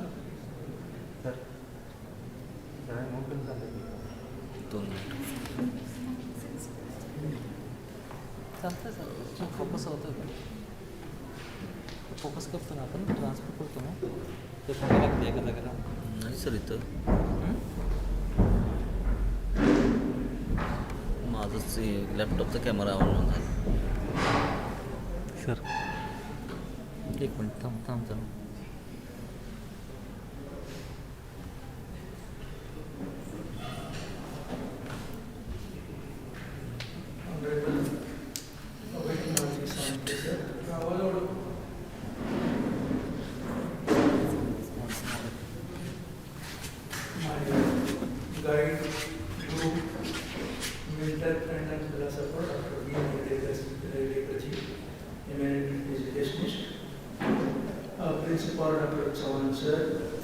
POC coordinator, Dr.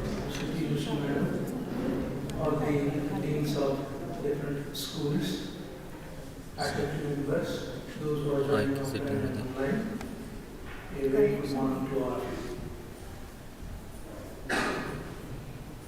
As sir has rightly pointed it out, that you might have heard about this policy, maybe from different sources. You might have watched some videos on NEP 2020. You might have attended seminars and webinars on this, because a lot of discussions and deliberations have been carried out on this vibrant issue of NEP 2020. Before I begin to speak on the exact policy, to make it interactive, I just would like to ask a simple question to all of you. For what reason do you think the year 1857 is famous? 1857 का जो साल है, वो किसके लिए famous है? Anybody? Yes? National education policy. I don't think there was any policy that year, but First freedom report. yeah, thank you Supriya, for that. If we ask what is the year 1857 is famous for, and almost all the answers are related to this first freedom war, but we tend to forget in the same year, 3 universities were established in India, namely Bombay, Calcutta, and Madras. Is this going to happen with this year 2020 as well? Are you going to remember 2020 year for COVID pandemic, or are you going to remember this 2020 year for the year of national education policy, which aims to overhaul the Indian education system? The question is before us. And if we wish to remember this year as NEP 2020 year, what is our role in it? Because the last policy, which was released under Rajiv Gandhi's government in 1986, is about 34 years old. And of course, it was modified in the year 1992 in P.V. Narasimha Rao's government as well. And a minor change in 2005, our Right to Education Act was there. If you look at the scenario worldwide, world is rapidly changing on that point of time, from 1986. Much water has gone under the bridge. A company called Apple, its turnover is more than 5-6 countries' GDP put together. And there are companies like Ola and Uber who do not own any taxi, but they are making business in crores. Almost in each child's hand there is mobile phone. There is gradual progress in almost all the fields, be it e-commerce, be it aviation, everywhere. Buzzwords are artificial intelligence, machine learning, Internet of Things, and all this.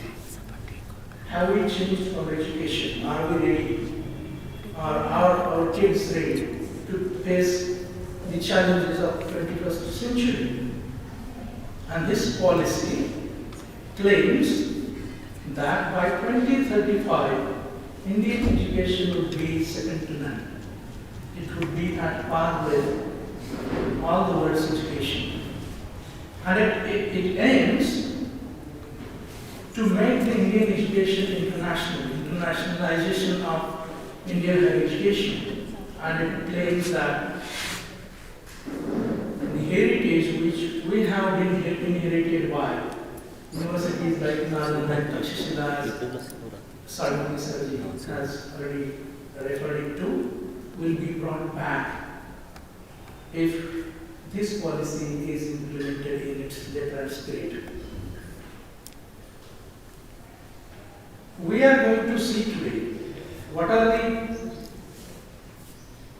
points mentioned in the policy, because it makes different changes right from the apex body by changing the name of MHRD to Minister of Education, from changing the way we were granting degrees, from progression and appointment of teachers in higher education, norms like integrating different vocational and professional educations into a multidisciplinary vibrant campus. If by 2035 a student comes to you or a student talks to other student, he will not be talking about how much money is there in your bank account. He probably will be talking about how much credits are there in your credit bank. This is what the policy envisions. And it includes almost all the aspects of integrity, equal education, inclusive policy. We are not going to talk about the content, we are going to talk about how this could be implemented at different levels. Because in coming years, what is the problem? Universities like Bombay University has more than 500 colleges, 400 colleges. So is it possible for a single unitary university to operate all these affiliating colleges? The policy talks there will not be any affiliation in coming years. Only two categories of institutions will be there. One is research intensive university, one is teaching intensive university, and autonomous degree granting colleges. No college which will have less than 3,000 students will survive. What is its impact on us as an individual? And by far we are focusing on assessment for learning. So we used to assess learning through assessment. The policy talks about assessment as learning. So how are we going to go from this place, assessment as learning to, assessment for learning to assessment as learning? Heidegger sir has already talked about it, how we are going to integrate different assessment techniques so that students will not be overburdened about the content and they will not be focused on rote learning. Instead, each student would be able to do something, will be able to find his or her own guidance. Steve Jobs, you might have heard about, once asked, people asked him, how did you make this Macintosh so cerebral, so interesting? And he said there was a marriage of aesthetics and technical aspects. And he said the engineers who designed this Macintosh were not the engineers only. They were the poets, they were the historians, they were the sociologists. So the progress is indicated by multidisciplinary approach to education. And this has been already there, present in different countries like America. And it was rightly mentioned in the draft of this NEP 2020 about Ivy League schools. They have already started their, years before, 2 years before, the concept called liberal arts. Right now, what is happening, the arts graduate has only degree, nothing else than that. We can expect these graduates at least to read and write, nothing more than that. Because education system, the way we teach, the way we deliver degrees needs to be changed. Can you not imagine an arts graduate who will have knowledge of economics, the person who has taken literature as bachelor's degree or bachelor's degree? Can we not give him economics? Can we not give him sociology? Can we not give him psychology? Can we not expect from him to read at least balance sheet of the company? Can we not expect him to be a good presenter? Can we not expect him to be able to write few creative lines? This is what the policy says. So there would be overhaul of Indian education system if this policy is applied in its later stage. So I am going to deal with today how there are different structural changes in the Indian higher education system, and alongside I will be talking about how this could be implemented at our institute, being an autonomous institute, autonomous college. And already sir has talked about that Vivekananda University, and there are more chances that this college will be converted into Vivekananda University by 2030 or 2035 soon, because the policy envisions to utilize existing infrastructure to convert these colleges into three categories. Right now, sir has mentioned that there are around 40,000 colleges and around 800 or 900 universities in India. All these will be converted into 15,000 institutions of higher education. And about 3.5 crore students are going to be enrolled into higher education more in coming years, because we envision to take the GER from 26 point something to 50% by 2035. So this is what we are going to see today, and we are going to see how this can be implemented at this institute. So let us begin with the presentation. Is it visible? So I'll explain it to you. This is the background of this NEP. You can say this started with Nalanda and Taksishila, of course. We were the Vishnu Gurus in those days, and people around the world used to come to India to get themselves educated. And because of this imperial approach of Britishers, system was changed to produce clerks, and you can see it started with 1835 with Macaulay's minutes, and Macaulay tried to convert a class who may be Indian in blood but English in texts. So he wanted to create Babus out of Indians by just giving them British education. And afterwards, in 1854, with the Wood's Dispatch, as I told you, in 1857, 3 universities were established in India: Bombay, Calcutta, and Madras University. And medium of instruction for higher education was adopted as English. And therefore, in between, there was the Hunter Commission. You might have heard about Mahatma Phule's presentation before Hunter Commission. And this Hunter Commission tried to revolutionize the Indian education by focusing on primary education. And after independence, we have our first policy in 1947 under the chairmanship of Radhakrishnan Sarvapalli. And he was the Vice Chancellor of Banaras University, and he considered different aspects of Indian higher education. And this commission is known as University Commission as well, and major focus on how to develop these universities in India, and the suggested measures were taken into account, and the policy was implemented. It was changed in around 1952 in Mudliar Commission. We talked about secondary education in India, and it was afterwards in 1964 and 1966.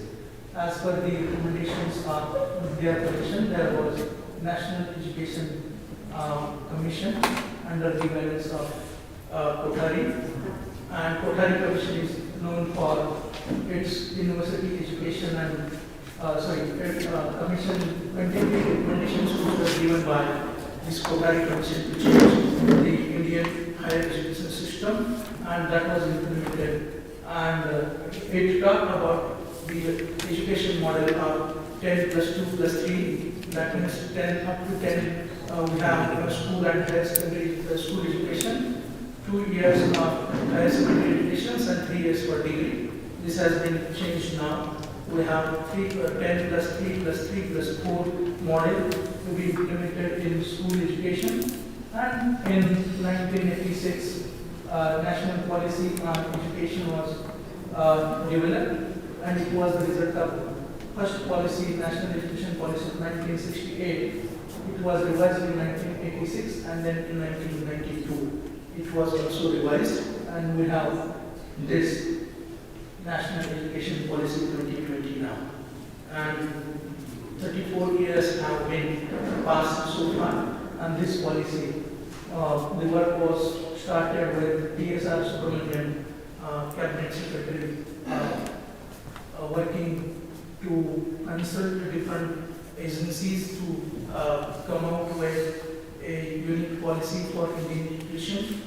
And after in 2019, K. Kasturirangan, the former chairman of ISRO, came out with the draft of this NEP 2020, and it was 484 pages long document, and it talked about the Indian education system and how it is to be seen in 21st century. And this draft was published by MHRD Government of India on its website, and different suggestions from different stakeholders were invited, and almost around 2 lakh suggestions from 2.5 gram panchayats, 6,600 blocks, and different districts were received, and those were scrutinized, and that 484 document now revised to 65 pages document, which we call it as National Education Policy 2020, and this is approved by the Cabinet. So it has become a law now, and we have to implement it as per the provisions made in the policy. So National Education Policy 2020, approved by the Cabinet on 29th July 2020. Let us quickly have a look at what is the structure of the policy. Of course, you can read it afterwards. You can find the draft on MHRD website, and I also brought it with me. You can get it and read it on your own so that you can go into its details and you can understand the nuances of the different changes suggested in the policy. So, policy is divided into 4 parts. First part deals with school education, and major revisions are there expected in school education. As I told you, 10 years school is now revised into 10 plus 3 plus 3 plus 4 system, and there will be preparatory schooling before a kid goes to first standard. So this is not the agenda of this seminar. I am going to talk about the second part of this policy, which deals exclusively with higher education, and there are different parts you can see. We will discuss this in detail. And part third deals with the professional education, adult education, lifelong learning, and so on and so forth. Hinde sir will be talking on that in the next session. And there are some suggestions given at the apex bodies, what changes are to be supposed, and how this policy will be implemented, applied to make it happen, the change which is aspired by this policy. So you can see there are some problems which are being faced by the higher education system in India, and the problems are like a severely fragmented higher education ecosystem. So ecosystem of higher education is severely fragmented because you have separate universities like technical university. You have separate schools like professional schools, and professional education is separate. Vocational education is again separate. So the policy tries to address this issue of a highly fragmented ecosystem of Indian education system. And the next problem you can see is less emphasis on the development of cognitive skills and learning outcomes, because we tend to focus on rote learning than on applied learning or practical learning. Managing separation of disciplines, there is watertight compartment between arts, science, and commerce, and professional education, and so on and so forth.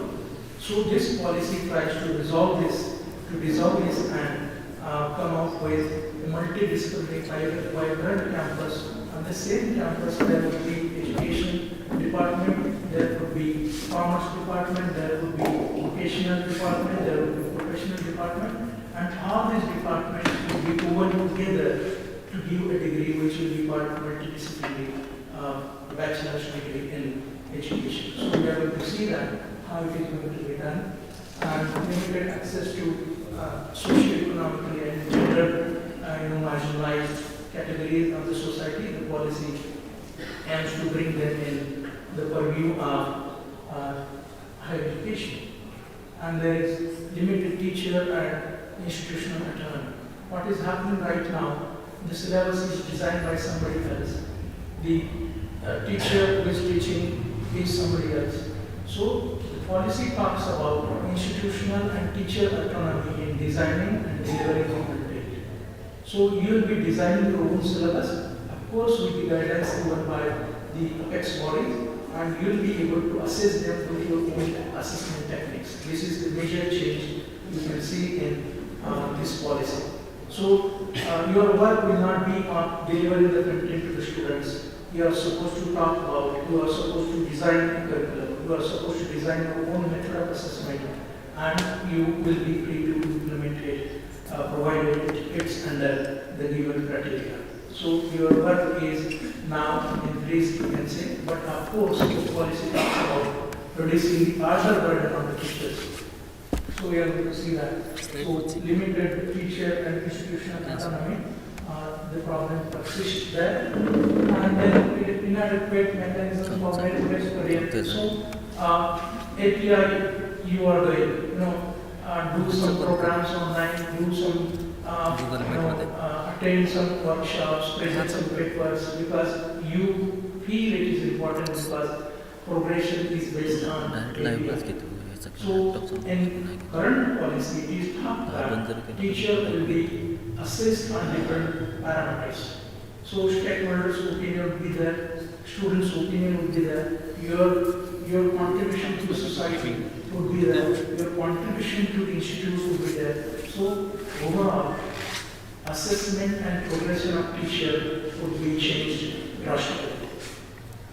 So governance and leadership of higher education is a major challenge before us right now, because for institutes there are different accreditation bodies like NAC, ND is there, then NRF is there. So all this would be submerged into a single unitary accreditation body.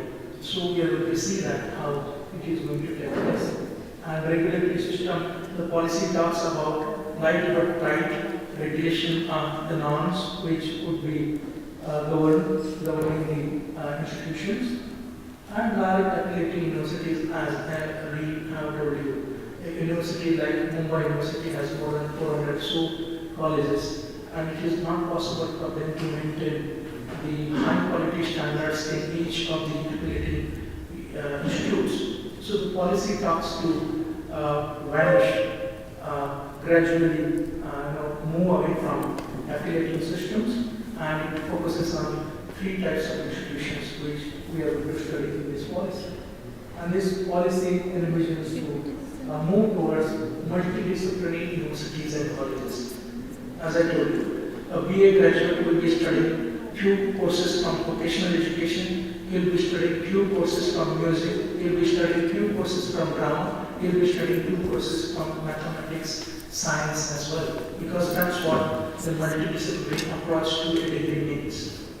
So policy envisions to moving towards a higher education system consisting of large multidisciplinary universities and colleges and multidisciplinary undergraduate education. So, different types of fields of learning will be given to students by multidisciplinary higher education.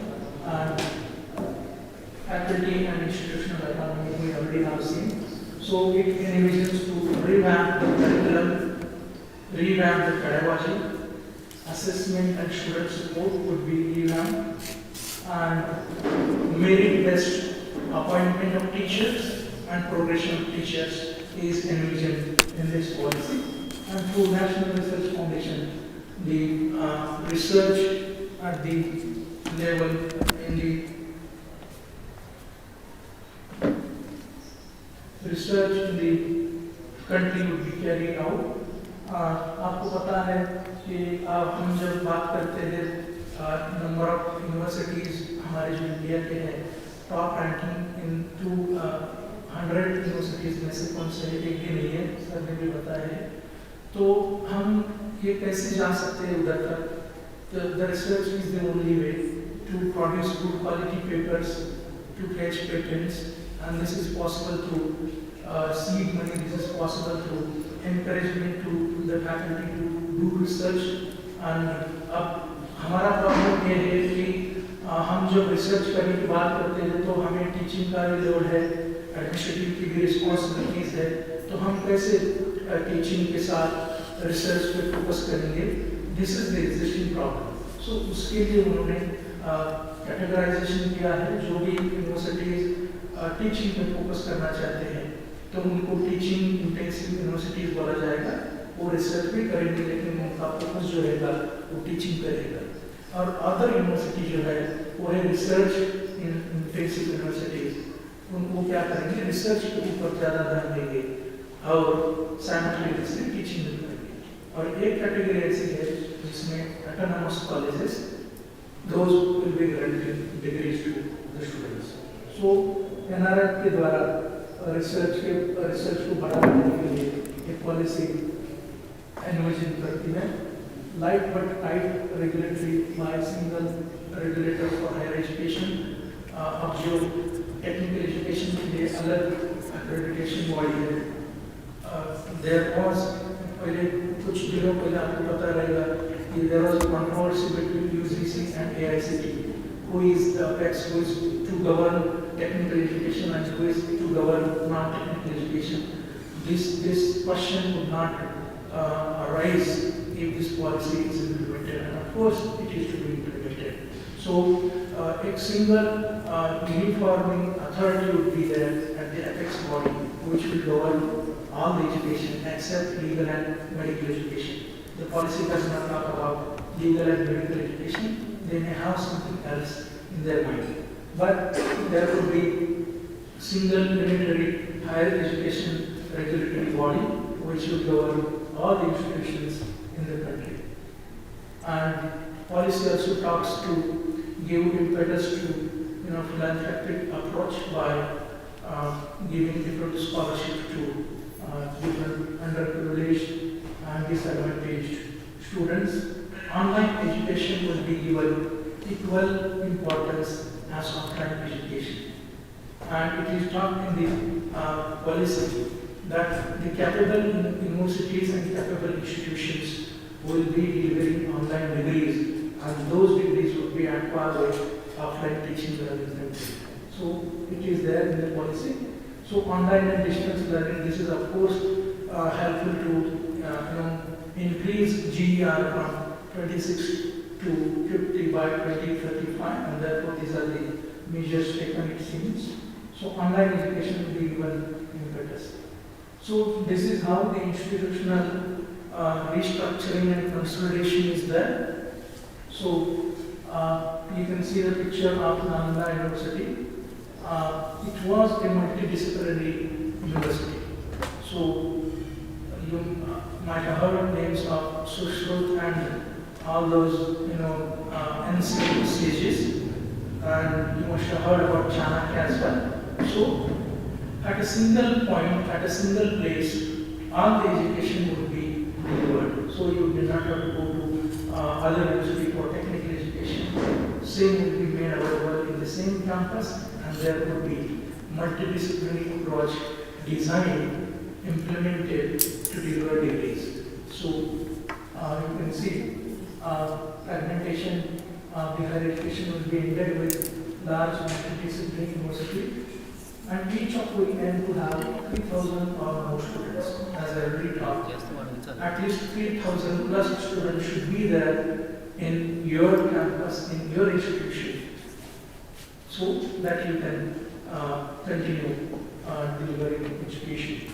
So this is the highest recommendation given by this policy, and the policy wish to bring back the heritage of Takshashila, Nalanda, Vallabhi, and all those ancient universities which were the pride of India in ancient age. So right now you can see there are different types of universities. Some are degree universities, some are technical universities, some are professional universities. There will not be such universities in future. University means university. There will be only one university. No technical, no professional university. University means university only. And you can see here the present complex nomenclature of higher education in the country, such as deemed to be university, affiliating university, affiliating technical university, unit credit university, shall be replaced simply by university on fulfilling the criteria as per the norms. So no technical, no other universities as such. And this multidisciplinary integrated campus will include both professional and vocational education. So at the same campus, carpentry would be there. At the same campus, pottery would be there. At the same campus, music would be there. In the same campus, all the required kalas, arts would be there. And this would be integrated into different courses, different degrees being awarded by these institutions. Because in the era of Industry 4.4, we are talking about Industry 4.0, 4.0, critical thinking, creativity, and communication are the three essential parts of any graduate or any person who wish to excel in this 21st century Industry 4.0 era. So this is being focused here by merging different disciplines into a multidisciplinary single unitary discipline. And there are 10.13 talks about this inclusion of professional and vocational education. Single stream higher education will be phased out over time. So there will not be any single stream higher education institute. Only arts, no. So there will be all the multidisciplinary disciplines available in the campus, and this combination of different courses, combination of different disciplines would be there to give the degrees into higher education. And this is being envisaged in this policy. And open and distance learning को बढ़ावा दिया जाएगा क्योंकि lifelong learning and provide opportunities for all is the goal of SDG4, Sustainable Development Goal of United Nations, and we have accepted this SDG4 and all the goals, and therefore ये policy जो है lifelong learning के लिए बढ़ावा देना चाहती है, और वो ODL जो है ऑनलाइन एजुकेशन जो है उसी जरिए से सब लोगों को शिक्षा देने की ये तरतीब रखता है.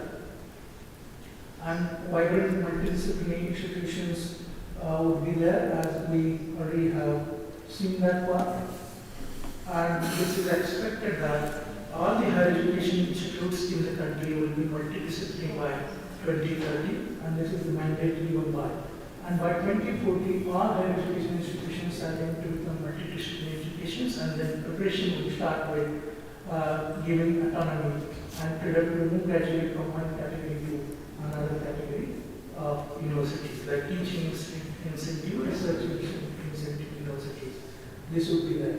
And all the higher education institutions will be multidisciplinary, single unitary discipline will be phased out in the country.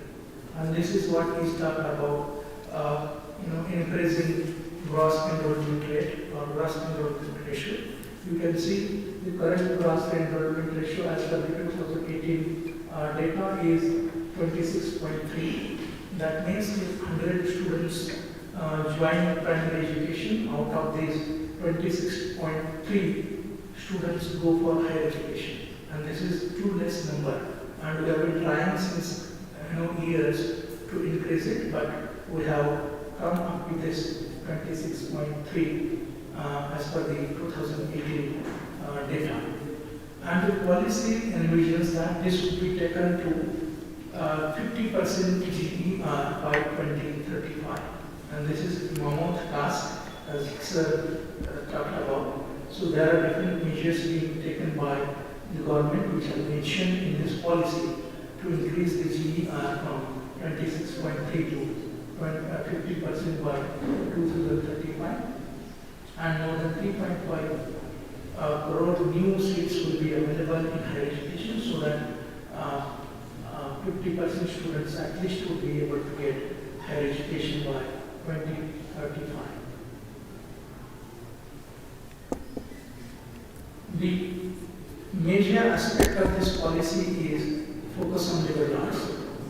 ये जो पॉलिसी है उसका मेन फोकस है वो लिबरल आर्ट्स पे है, मीन्स मल्टी डिसिप्लिनरी एजुकेशन। अब तक क्या हो रहा है कि students are giving preference to professional courses and then in the end comes arts courses, but this policy says everywhere, be it MIT, be it IIT, liberal arts element would be there in each degree. जिधर भी degree दे रहेगा उधर arts का inclusion उसमें रहेगा, arts का समावेश उसमें रहेगा। And this policy talks about वाना भट्टा's Kadambari. You might have heard about the text written by वाना भट्टा, which talks about 64 कला, जो 64 कला हम बोलते हैं, उसका अंतर्भाव बाकी विषयों में किया है उनके एजुकेशन सिस्टम में। तो हम अभी ये सोच रहे हैं, हम अभी ये क्लेम कर रहे हैं कि this is there in the deep rooted in Indian education system, but we have forgotten this and we wish to bring it again live into Indian education system. So 64 कला जो है उसमें सिर्फ आर्ट्स नहीं था, उसमें टेक्निकल कोर्सेज भी थे, उसमें साइंस भी था, उसमें मैथमेटिक्स भी था, और ये डिग्री में हम अभी देने वाले हैं आने वाले दिनों में, तो उसमें भी ये चाहते हैं कि इनका समावेश आर्ट्स में होना चाहिए।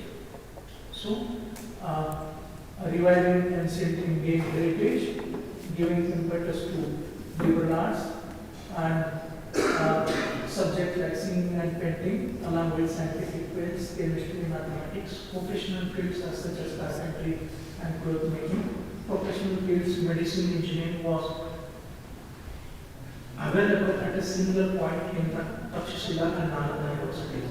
So this is what the policy says will be done in coming years with multidisciplinary higher education.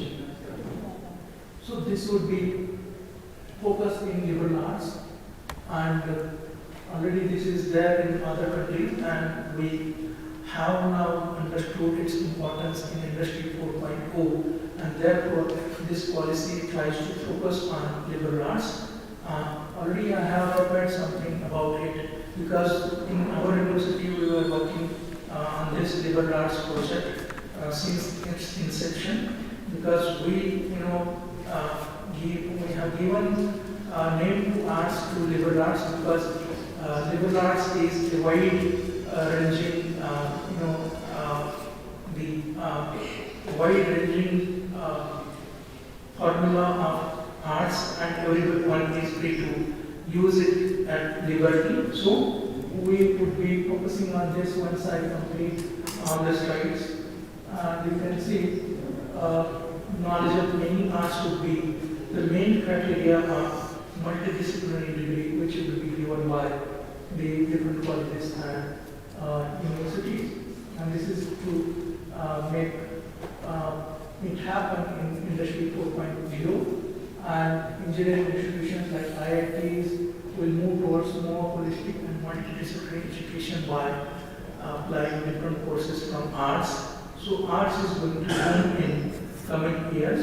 This would be the highly preferred degree of multidisciplinary education given in 21st century in India. So departments in different Indian languages will be established. There would be departments like literature, music, philosophy, Indology, art, mathematics, statistics, which will be established in all the institutions of higher education to give impetus to language departments in different institutions.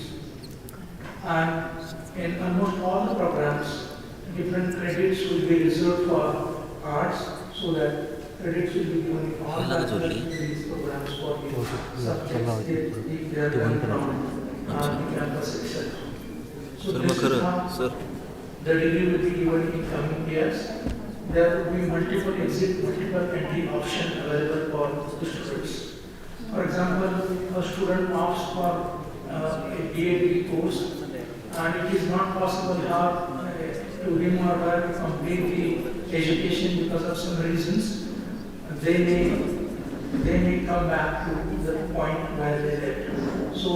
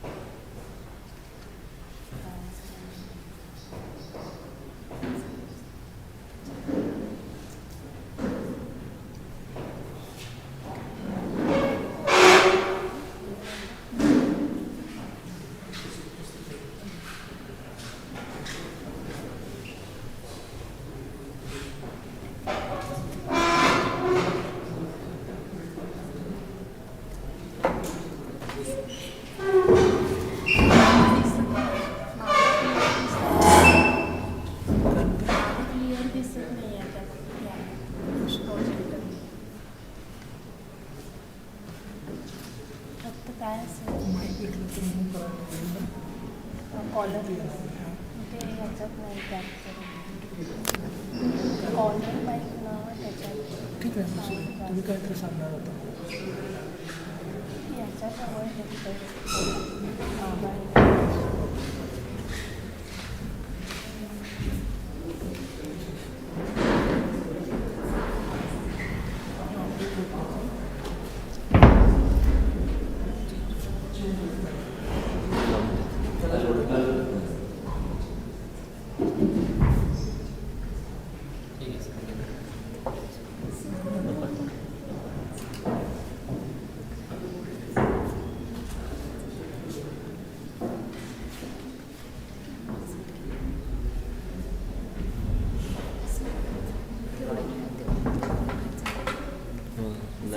चालूच नाही video fight करून ठेवतो मग ही screen लावून ठेवतो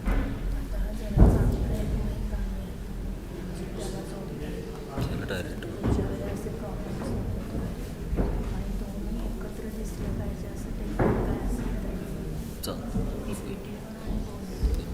हे ट्रायलला झालेलं ह्याला OBSला सकाळी झालंच नाही तुम्ही दाखवतो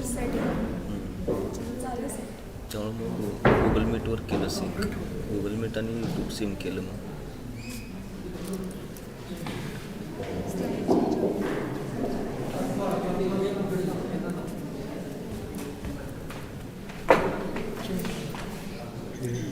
काय करायचं सेव्ह केली की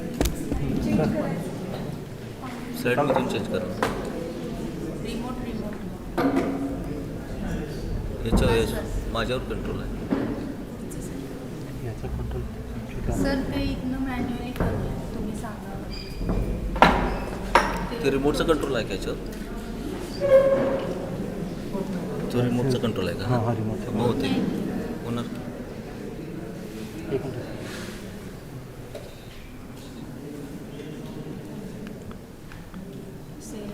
तो पोट भरतात नाही सर सुरू कर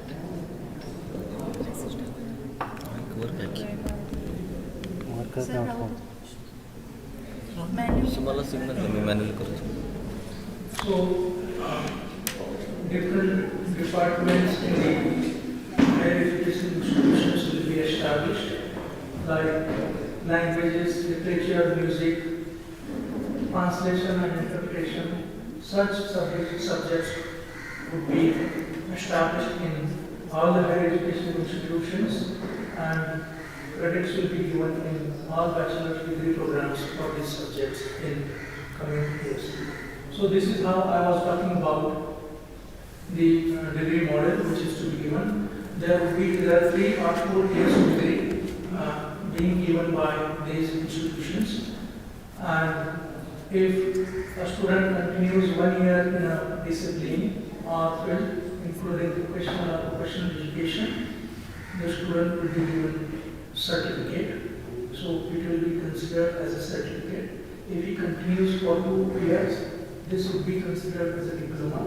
And if he continues for 3 years, this would be included in 3 years bachelor's degree after completing 3 years in a degree. If a student continues with the multidisciplinary education of 4 years, he will be given multidisciplinary bachelor's degree in the respective discipline. And policy talks about degree with research. If a student continues 4 years by doing research, he will be given degree with research. And this could be again master's in a specified field, domain. For example, those students who complete 4 years bachelor's degree, they will have 1 year master's degree.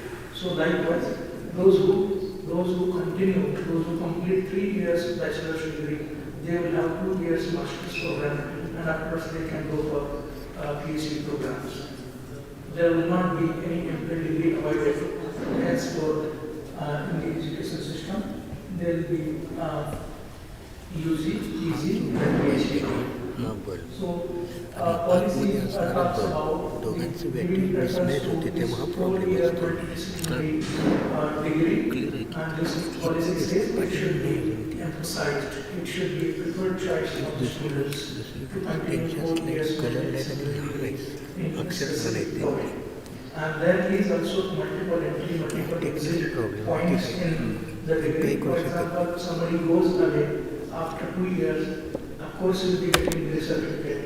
But if he or she comes back and continues education and completes 3rd year, he will be able to get the degree of 3 years bachelor's.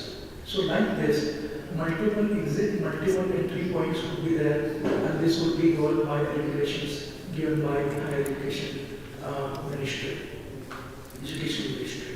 So even if because of certain reasons, if you are not able to continue a degree, you can come back and continue your education from where you left, so that there will be less dropout rate in higher education in India. That's what the policy talks about. And there are numerous reasons. For example, if you are serving here in Maharashtra and you happen to go to Kerala afterwards, so the credits which you have earned here in Maharashtra will be converted there in Kerala as well, and you will be able to get the degree in Kerala. So multiple points with academic credit bands will be focused, and this will be there in coming years. So you will not have to worry about where you take your education. If you take your education here in Maharashtra, and if you happen to go somewhere, after a few years, you will also be able to continue your education in that place, in that year as well. So sometimes you may not be able to continue your education because of medical issues, because of some other issues, because of mobility. So policy talks to give justice to such joint cases, and there will be multiple exit, multiple entry option available for students who are studying for different degree courses in the country. And this will be taken help of academic credit bands, and your credits will be stored in DigiLockers, and academic credit bands will be able to give you complete credits, and you'll be able to get the degree of preferred choice in higher education in India. So this is how it talks about.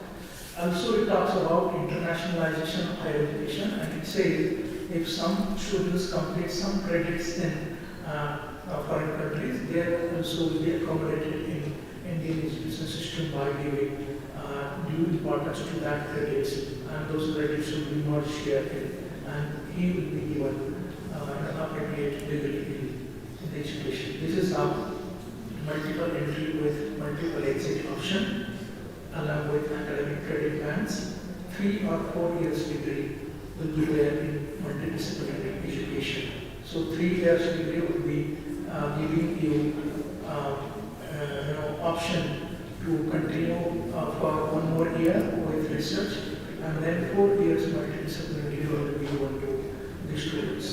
And while they do master's programs, those who complete 4 years degree will have 1 year master, and those who complete 3-year degree will have 2 years masters. So this is how the policy talks to go ahead in giving different degrees. And we already have seen that nomenclature of universities is already changed. There won't be any technical university, there won't be professional university. So university means university. And 3 categories of institutions will be there: autonomous degree granting colleges, teaching institute university, and research intensive universities will be there.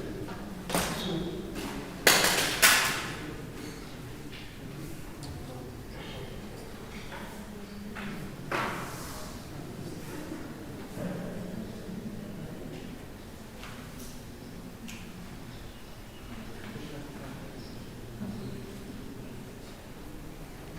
there is a technical glitch.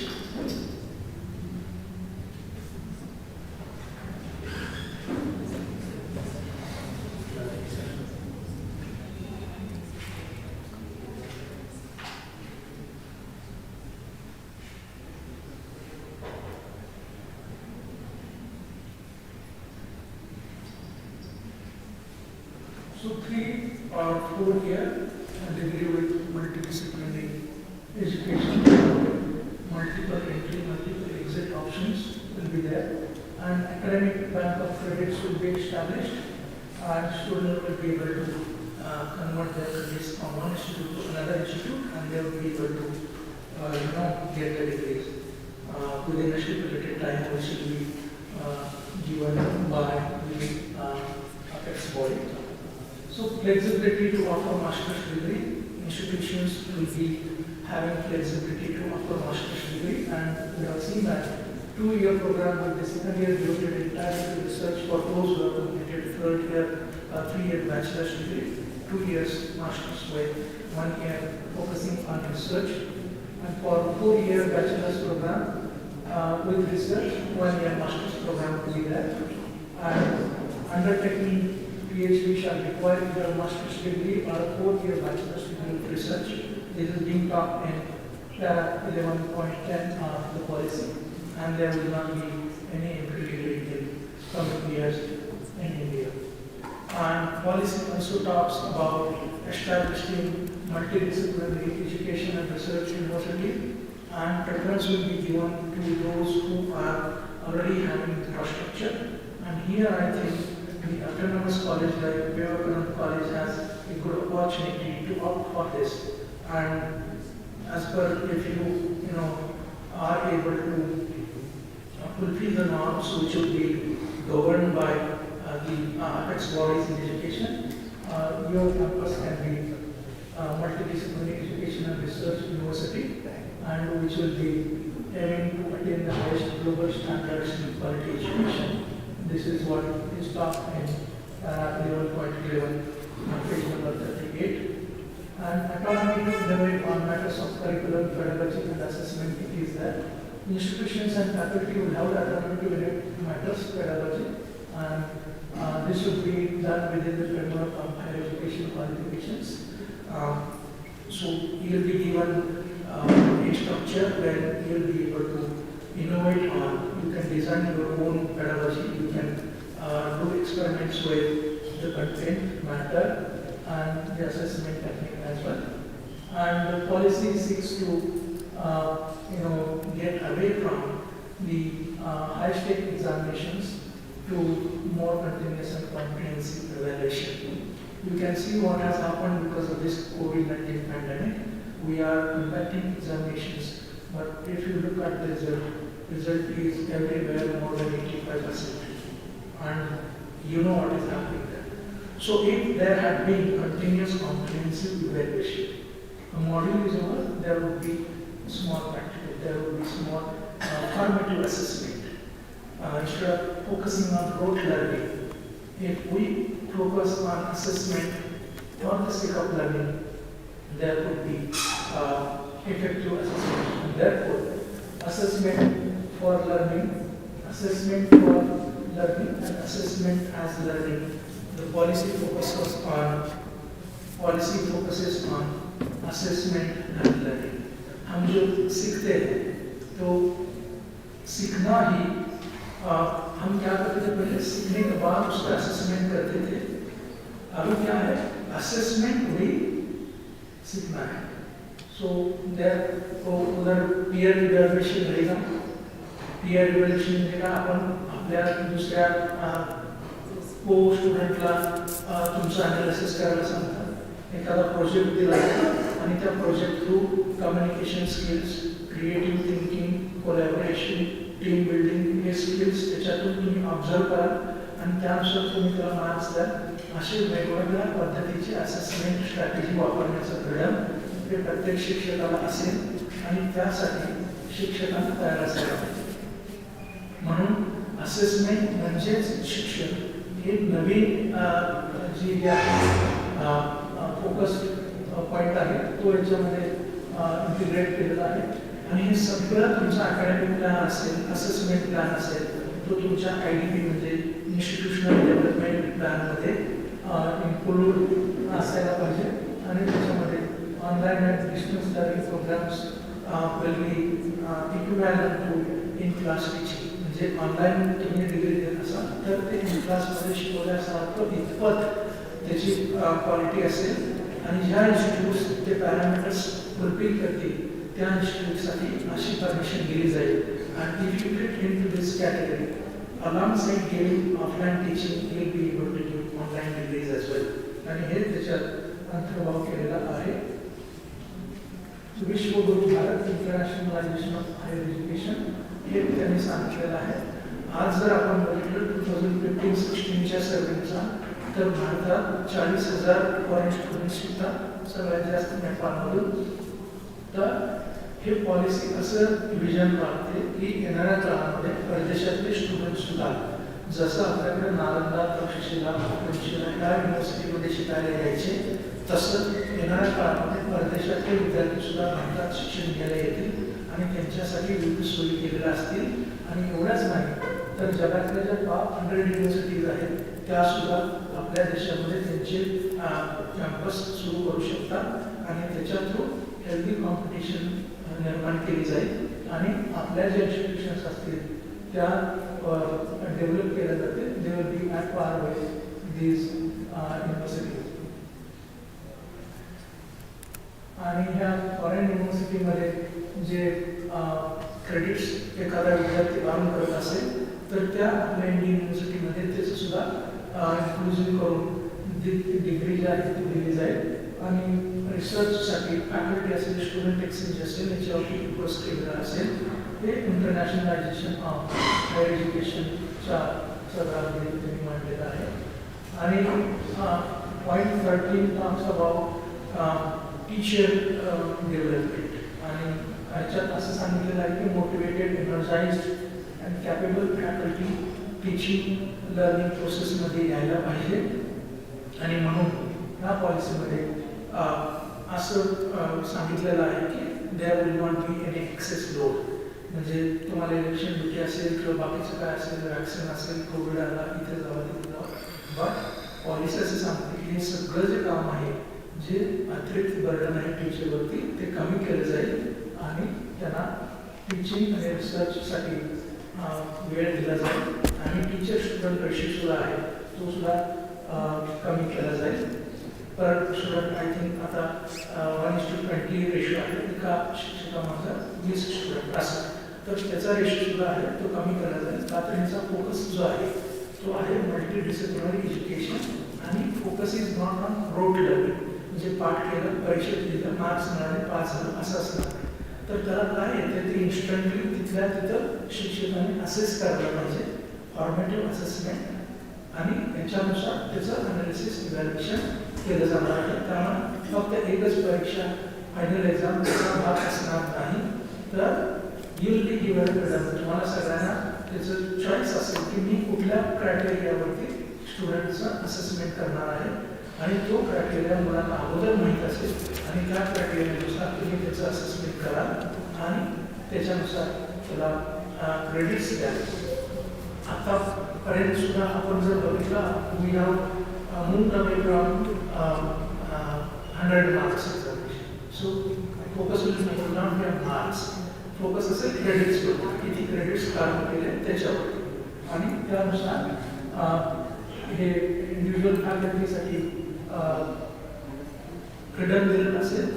आणि नवीन recruitment करत असताना त्यांनी सांगितलं की एखादी faculty घेत असताना त्याचे ट्रान्सफर व्हायचे चान्सेस खूप कमी असतील, म्हणजे त्याची बायोटी राहील त्या इन्स्टिट्यूटबरोबर.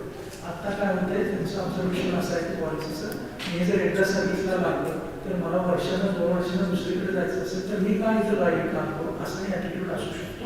म्हणून faculty which will be appointed to individual institutions and generally not to be transferred across institutions. हे त्याच्यामध्ये डिसिजन घेतलेला असेल. And faculty will be given the freedom to design their own curriculum. Given framework, तुम्हाला तुमचे काही modules स्वतः design करण्याची संधी असेल, तुम्ही स्वतः डिझाईन करू शकता with pedagogical approach within the given or approved फ्रेमवर्कमध्ये. तुम्ही स्वतः मॉडेल डिझाईन करून स्वतः शिकू शकता, स्वतः असेसमेंट करू शकता.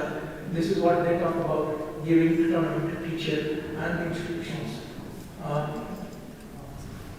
And excellence will be further incentivized through appropriate rewards, promotions, recognitions, and movement into institutional leadership.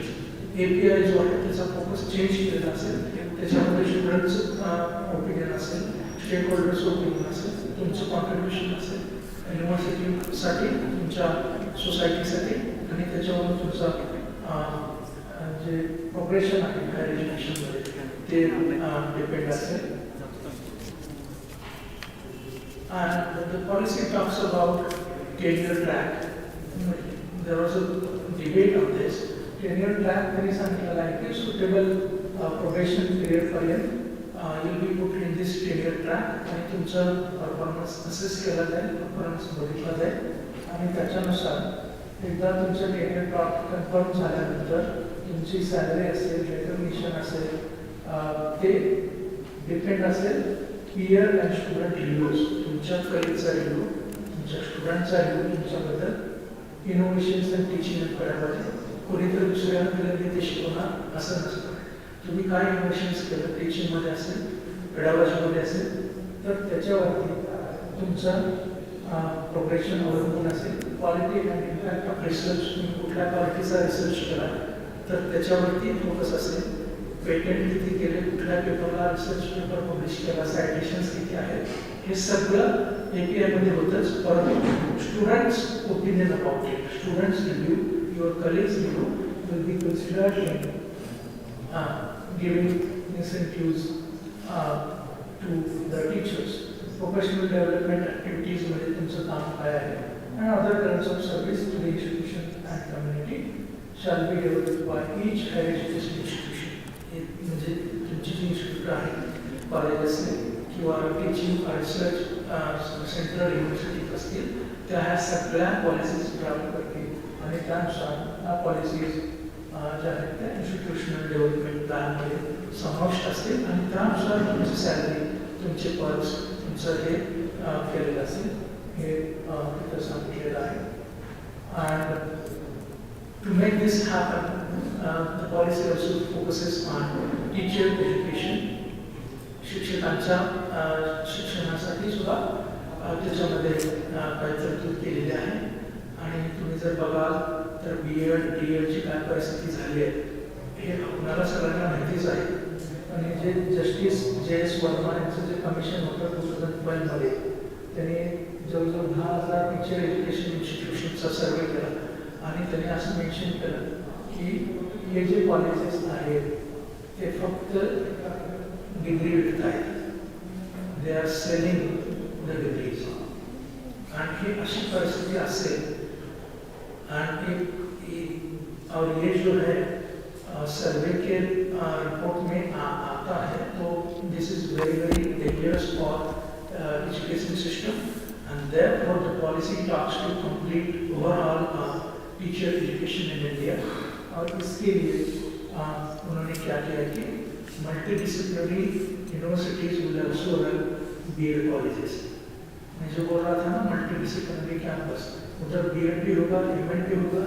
जो चाहे BEd MAd होगा वो हिस्ट्री डिपार्टमेंट से कुछ कोर्सेज लेगा, लैंग्वेज डिपार्टमेंट से कुछ कोर्सेज लेगा और अदर डिपार्टमेंट से कुछ कोर्सेज लेगा. कंप्यूटर साइंस से लेगा, क्योंकि अभी हम बात कर रहे हैं ऑनलाइन लर्निंग टीचिंग प्रोसेस, तो कंप्यूटर्स के फंडामेंटल्स के लिए कंप्यूटर साइंस का आदमी टीच करेगा, हिस्ट्री के लिए हिस्ट्री का आदमी टीच करेगा. उस सेम कैंपस में डिफरेंट डिपार्टमेंट से डिफरेंट रिसोर्सेज लेके डिग्री दी जाएगी. इसके लिए उन्होंने multidisciplinary approach to Indian higher education.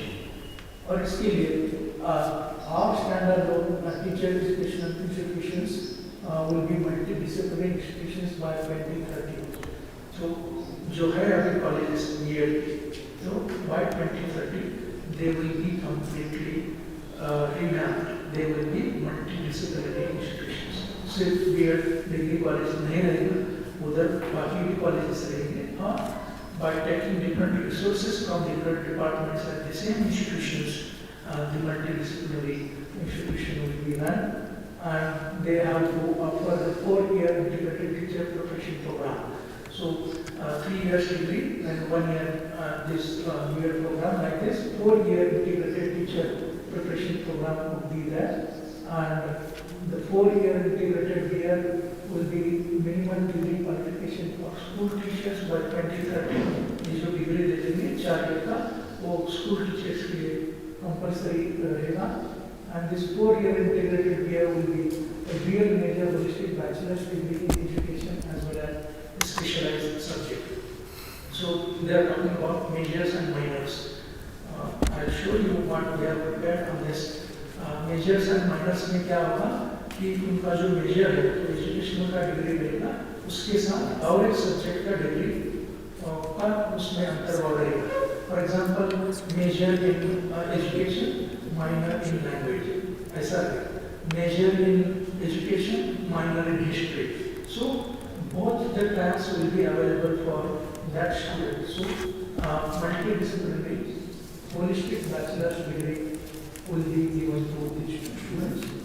और जो लोग PhD करने वाले हैं उनके लिए उनका डिसिप्लिन कौन सा भी रहेगा, उनको टीचिंग एजुकेशन पेडागोजी इनके कुछ सब्जेक्ट सीखने पड़ेंगे और वो सब्जेक्ट सीखने के बाद ही उनको PhD की डिग्री दी जाएगी.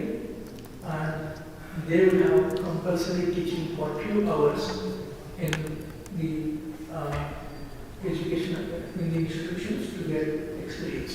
So PhD करने वाले लोगों के लिए teaching, pedagogy, writing related to their chosen PhD topic will be there, and they will have to spend minimum 2 hours as teacher in different institutions, so that they will be ready to teach once they join any higher education institution. So there would be a national mission on mentoring established. Teacher के लिए उनको training देने के लिए, उनके कुछ problems हैं उनको सॉल्व करने के लिए और उनको असिस्ट करने के लिए जो भी कुछ एक्सपीरियंस टीचर है, रिटायर्ड है, उनका एक टीम बना दिया जाएगा और वो नेशनल मिशन ऑन मेंटरिंग के जरिए टीचर्स को शिक्षा देंगे, टीचर्स को एक्सपीरियंस शेयर करेंगे, टीचर्स के प्रॉब्लम्स को सॉल्व करने का प्रयास करेंगे. और इसी तरह in different professional educational institutions, teachers के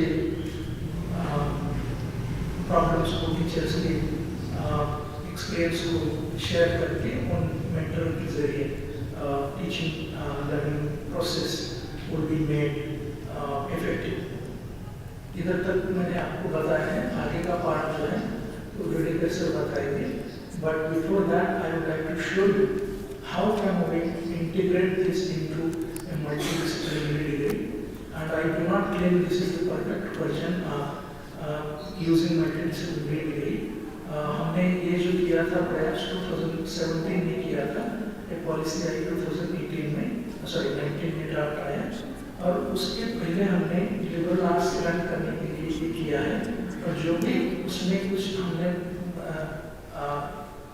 इंक्लूड किया है ये अभी तक वेरी बेसिक वर्जन है। इसके बाद ये पॉलिसी के रिक्वायरमेंट्स को ध्यान में रखते हुए इंटीग्रेट करके उसको फाइन मॉडल बना दिया जाएगा, और उसके बाद हम उसको इम्प्लीमेंट करेंगे। सो दूसरा वर्ड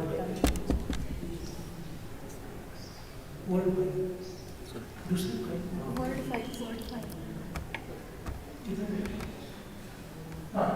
यू कैन सी हे फक्त आम्ही आता बनवलेलं आहे आणि याच्यावरती काम सुरू आहे।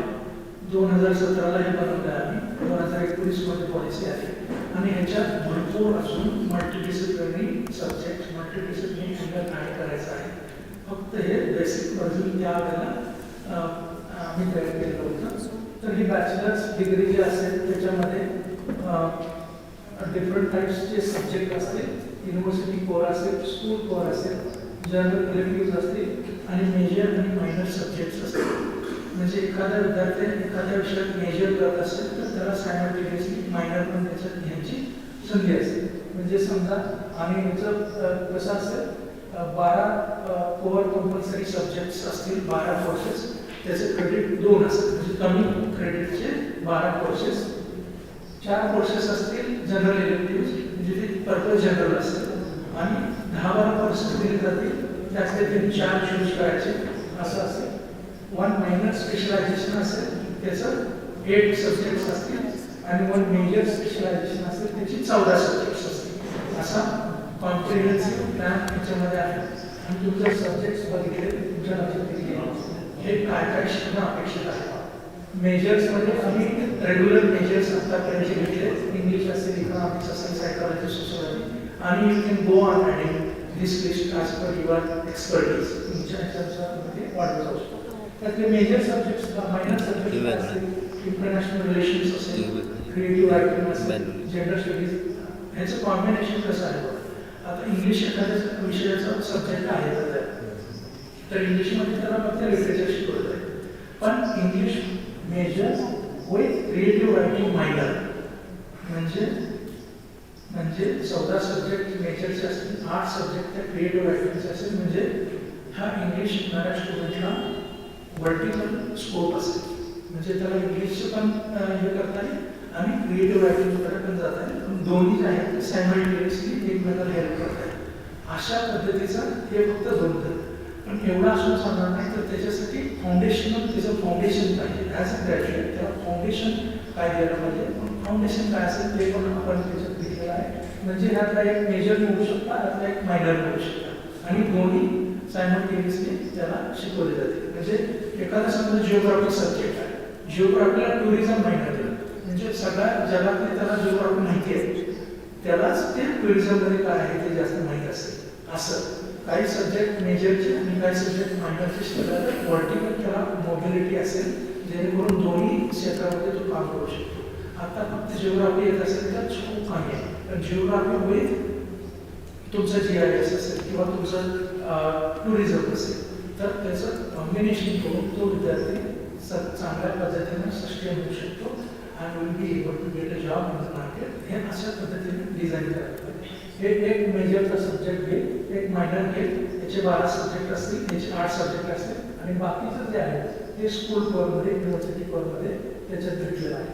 हे बघा, हे युनिव्हर्सिटीमध्ये कंपल्सरी हे कोर्सेस त्याला शिकावेच लागतील।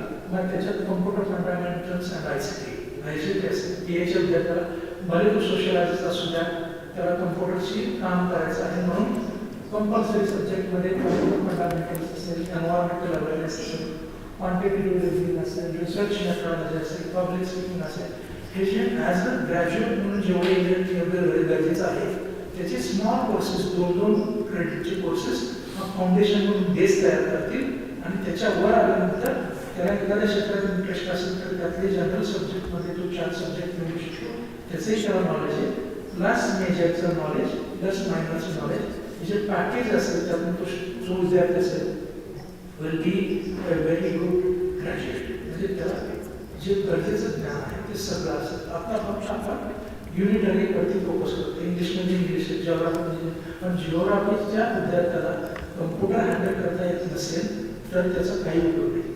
तर तशा पद्धतीनं काही सब्जेक्ट त्याच्यात जे असतील ते कंपल्सरी असतील. Those will B foundational courses for all the students. Current economics असेल, बिझनेस अनालिसिस असेल, दिस इज ॲप्लिकेबल एव्हरीवेअर. कुठल्याही कोर्सला, कुठल्याही सब्जेक्टला हे कंपल्सरी कोर्सेस असतील, त्याची गरज आहे. म्हणून foundational courses, then general electives, then majors and then minors. हा असं पॅकेज असेल. नेक्स्ट मग त्याच्यात कम्युनिकेशन स्किल्स असतील, लिडरशिप असेल, रीडिंग कॉम्प्रिहेन्शन असेल. नेक्स्ट हे काही कंपल्सरी कोर्सेस असतील, ते 10 असतील, क्रेडिट कमी असेल पण शिकावं लागेल. हे जे आहे ते जनरल इलेक्टिव्ह आहे. म्हणजे ह्या इलेक्टिव्हमध्ये कुठल्याही सेमिस्टरला तो निवडू शकतो. म्हणजे पहिल्या सेमिस्टरला मला हे शिकायचं आहे, दुसऱ्या सेमिस्टरला ते शिकायचं आहे. Student will have choice to learn any of this 4 courses. म्हणजे पहिल्याच्यातले तुमच्याकडे 14 कोर्सेस मेजरचे, 10 कोर्सेस कंपल्सरी सगळ्यांनी यायला पाहिजे आणि यातले 4 कोर्सेस यातले कुठलेही तो निवडू शकतो. आणि हे फक्त सॅम्पल आहे, जर तुम्ही कोर्सेस तुमच्या एक्सपर्टीनुसार ॲड करू शकता. म्हणजे याच्यात वेलनेस अँड हॅपीनेस मॅनेजमेंट असेल, तुमच्याकडे फॅशन डिझायनिंगचा कोर्स असेल तर त्यातले काही कोर्सेस असतील, त्याच्यात कार्पेंट्री असेल, त्याच्यात पॉटरी असेल, कलाकुसरीच्या वस्तू बनवण्याचा कोर्स असेल, तो ज्याला जो पाहिजे तो कोर्स त्याच्यातला निवडू शकतो. आता ते तुमच्या इन्स्टिट्यूटमध्ये अवेलेबल असेल. This is what is called multidisciplinary. म्हणजे एखादा विद्यार्थी इंजिनिअरिंगचा जरी असेल तो तुमच्या कॅम्पसमध्येच असेल, पण तो सुतारकामाचा एखादा कोर्स शिकेल, तो आर्ट्सचा एखादा कोर्स शिकेल, तो काही क्लासेस पेंटिंगचे घेईल. हे सगळं जे आहे ते एकाच कॅम्पसमध्ये होईल, जेणेकरून जो प्रॉडक्ट तयार होईल will be able to face the challenges of 21st century, will be able to work in industry 4.0. हे सगळं जे चाललेलं आहे ते येणाऱ्या काळात जे बदल होणार आहे त्याच्यासाठी हे गरजेचं आहे. म्हणून हे सगळं असतं. एखादं प्रॉडक्ट डिझाईन करताना हे इंजिनियर असून इंजिनियरला हे इंजिनिअरिंग करायचं कळेल, पण ते हातात बसते का नाही, त्याचा सेन्स कसा आहे, हे ज्याच्याकडे आर्टिस्टिक व्ह्यू आहे, ते आर्टचे स्टुडंट असा व्ह्यू विचार करू शकतात. म्हणून इंजिनियरला सुद्धा आर्ट्स येणं गरजेचं आहे आणि आर्ट्सला सुद्धा इंजिनिअरिंग माहिती असणं गरजेचं आहे. हे वॉटर टाईट कंपार्टमेंट जे आहे that is going to be dissolve आणि एकत्रित मल्टीडिसिप्लिनरी कोर्सेस असतील. मग त्याच्यामध्ये हे 4 इलेक्टिव्ह कोर्सेस त्यातले कुठलेही निवडू शकतात आणि दिस इज इंडिकेटिव्ह लिस्ट आपण त्याच्यात ॲड करू शकतो. नेक्स्ट आणि there will be a social innovation project.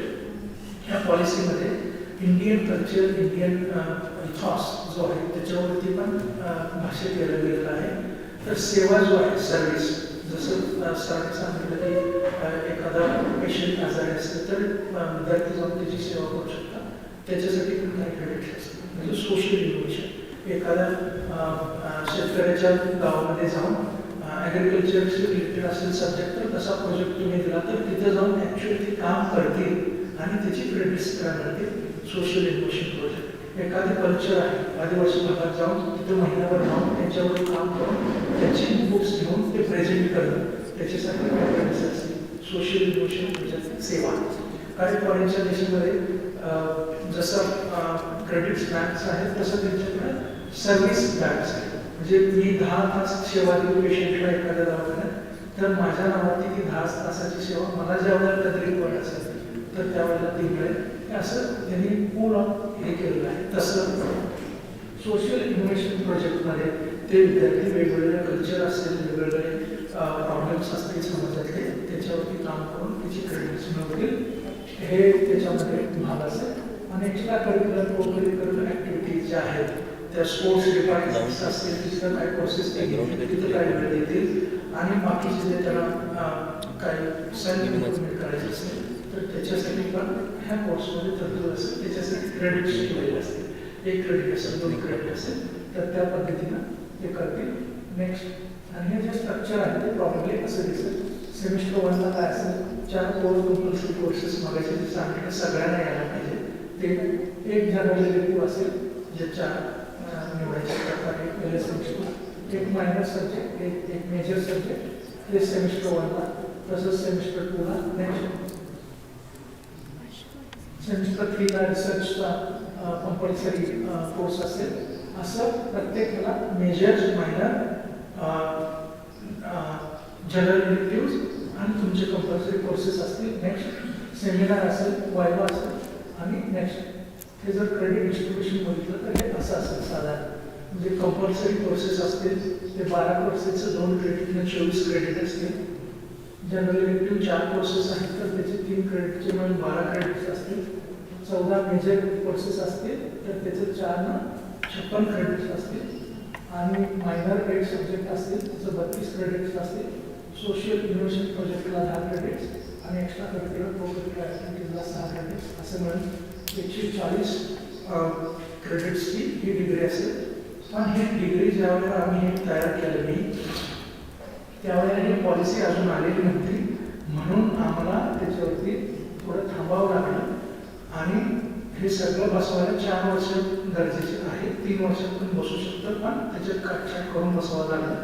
पण आता ही पॉलिसी हे सांगते की 4 वर्षाची डिग्री तुम्ही देऊ शकता. ह्याच्यात रिसर्चचा कॉम्पोनंट ॲड केला आणि एका वर्षी तो social innovation project research combine करून दिला गेला तर 4 वर्षाची व्हेरी फाईन ट्यून डिग्री आपण देऊ शकतो. आणि सगळ्यात महत्त्वाची गोष्ट अशी की याच्यासाठी कुठेही तुम्हाला बाहेर एक्सपर्ट आणायची गरज आहे. सगळे एक्सपर्ट तुमच्या कॅम्पसमध्ये अवेलेबल असतील.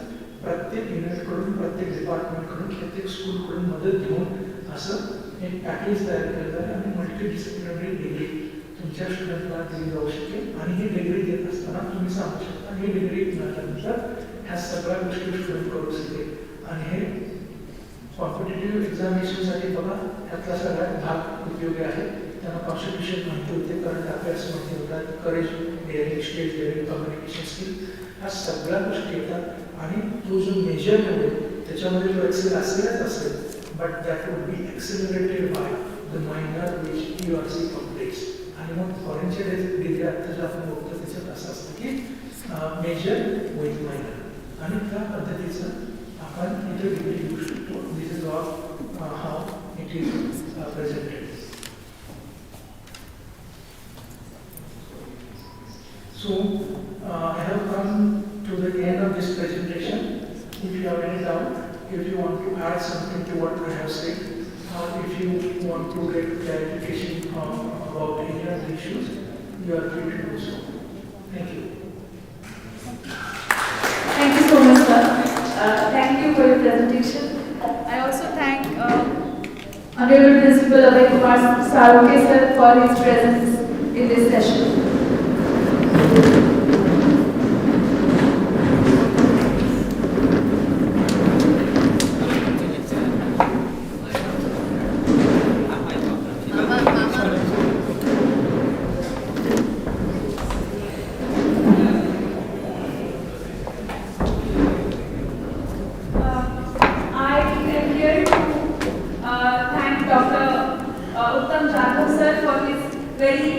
Informative presentation. We have all benefited from his presentation greatly because he charted out the new structure of education system that is given in the new education policy, and he also enlisted the problems that were there in the older policies and the way forward. And he at the end he also presented us with a structure of how a multidisciplinary course or the degree can be designed. On behalf of IQAC of Vivekananda College, we thank Dr. Uttam Jadhav sir, Dean of Liberal Arts, Sanjay Ghoda University, for this presentation. I also thank Principal Dr. Kumar sir for his presence in the session, and all of you, all the participants, my colleagues, for being present here. We will now part for lunch break and meet after half an hour here. The lunch will be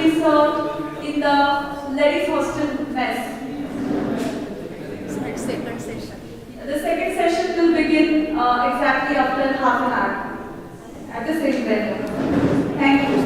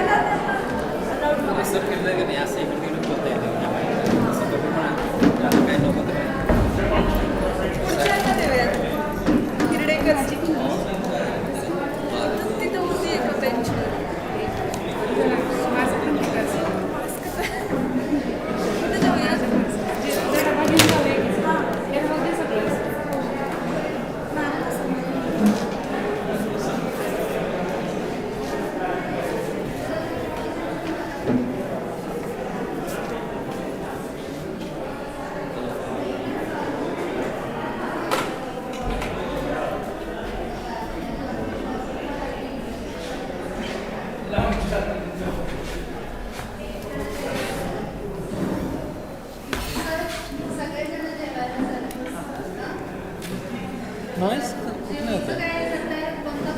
बंद करून परत एकदा तयार करायला किती वेळ लागते? 2 मिनिटं आल्यावर टायपिंग तयार करू चालेल. आणि मग साऊंड वगैरे सगळं तसंच राहू दे. असं माझं ते तुमच्या मुलांचं बॅकग्राऊंड वगैरे पण आले काय म्हणलं खूप सेन्सिटिव्ह इथं होतं वाटतं आधी. तो पण सेन्सिटिव्ह आहे. हा नाही हा मी ऑफ केला की हा मी बंदच ठेवला पण मग लॅपटॉपचा. सरांनी सांगितल्यानंतर क्लिअर सुरू झालं ते. तो सिलेक्ट झाला क्लिअर होते सर. इथं हा सिलेक्ट होते बघा. ते अन्नमधून चेक करायचं. या सगळे एंड सेशन कसं करायचं? जेवायची व्यवस्था आहे की चला की जाय ते हा कवर आहे. हे बंद कसं करायचं? मी झाकते माझी सुद्धा कृष्ण माझ्या पद्धतीने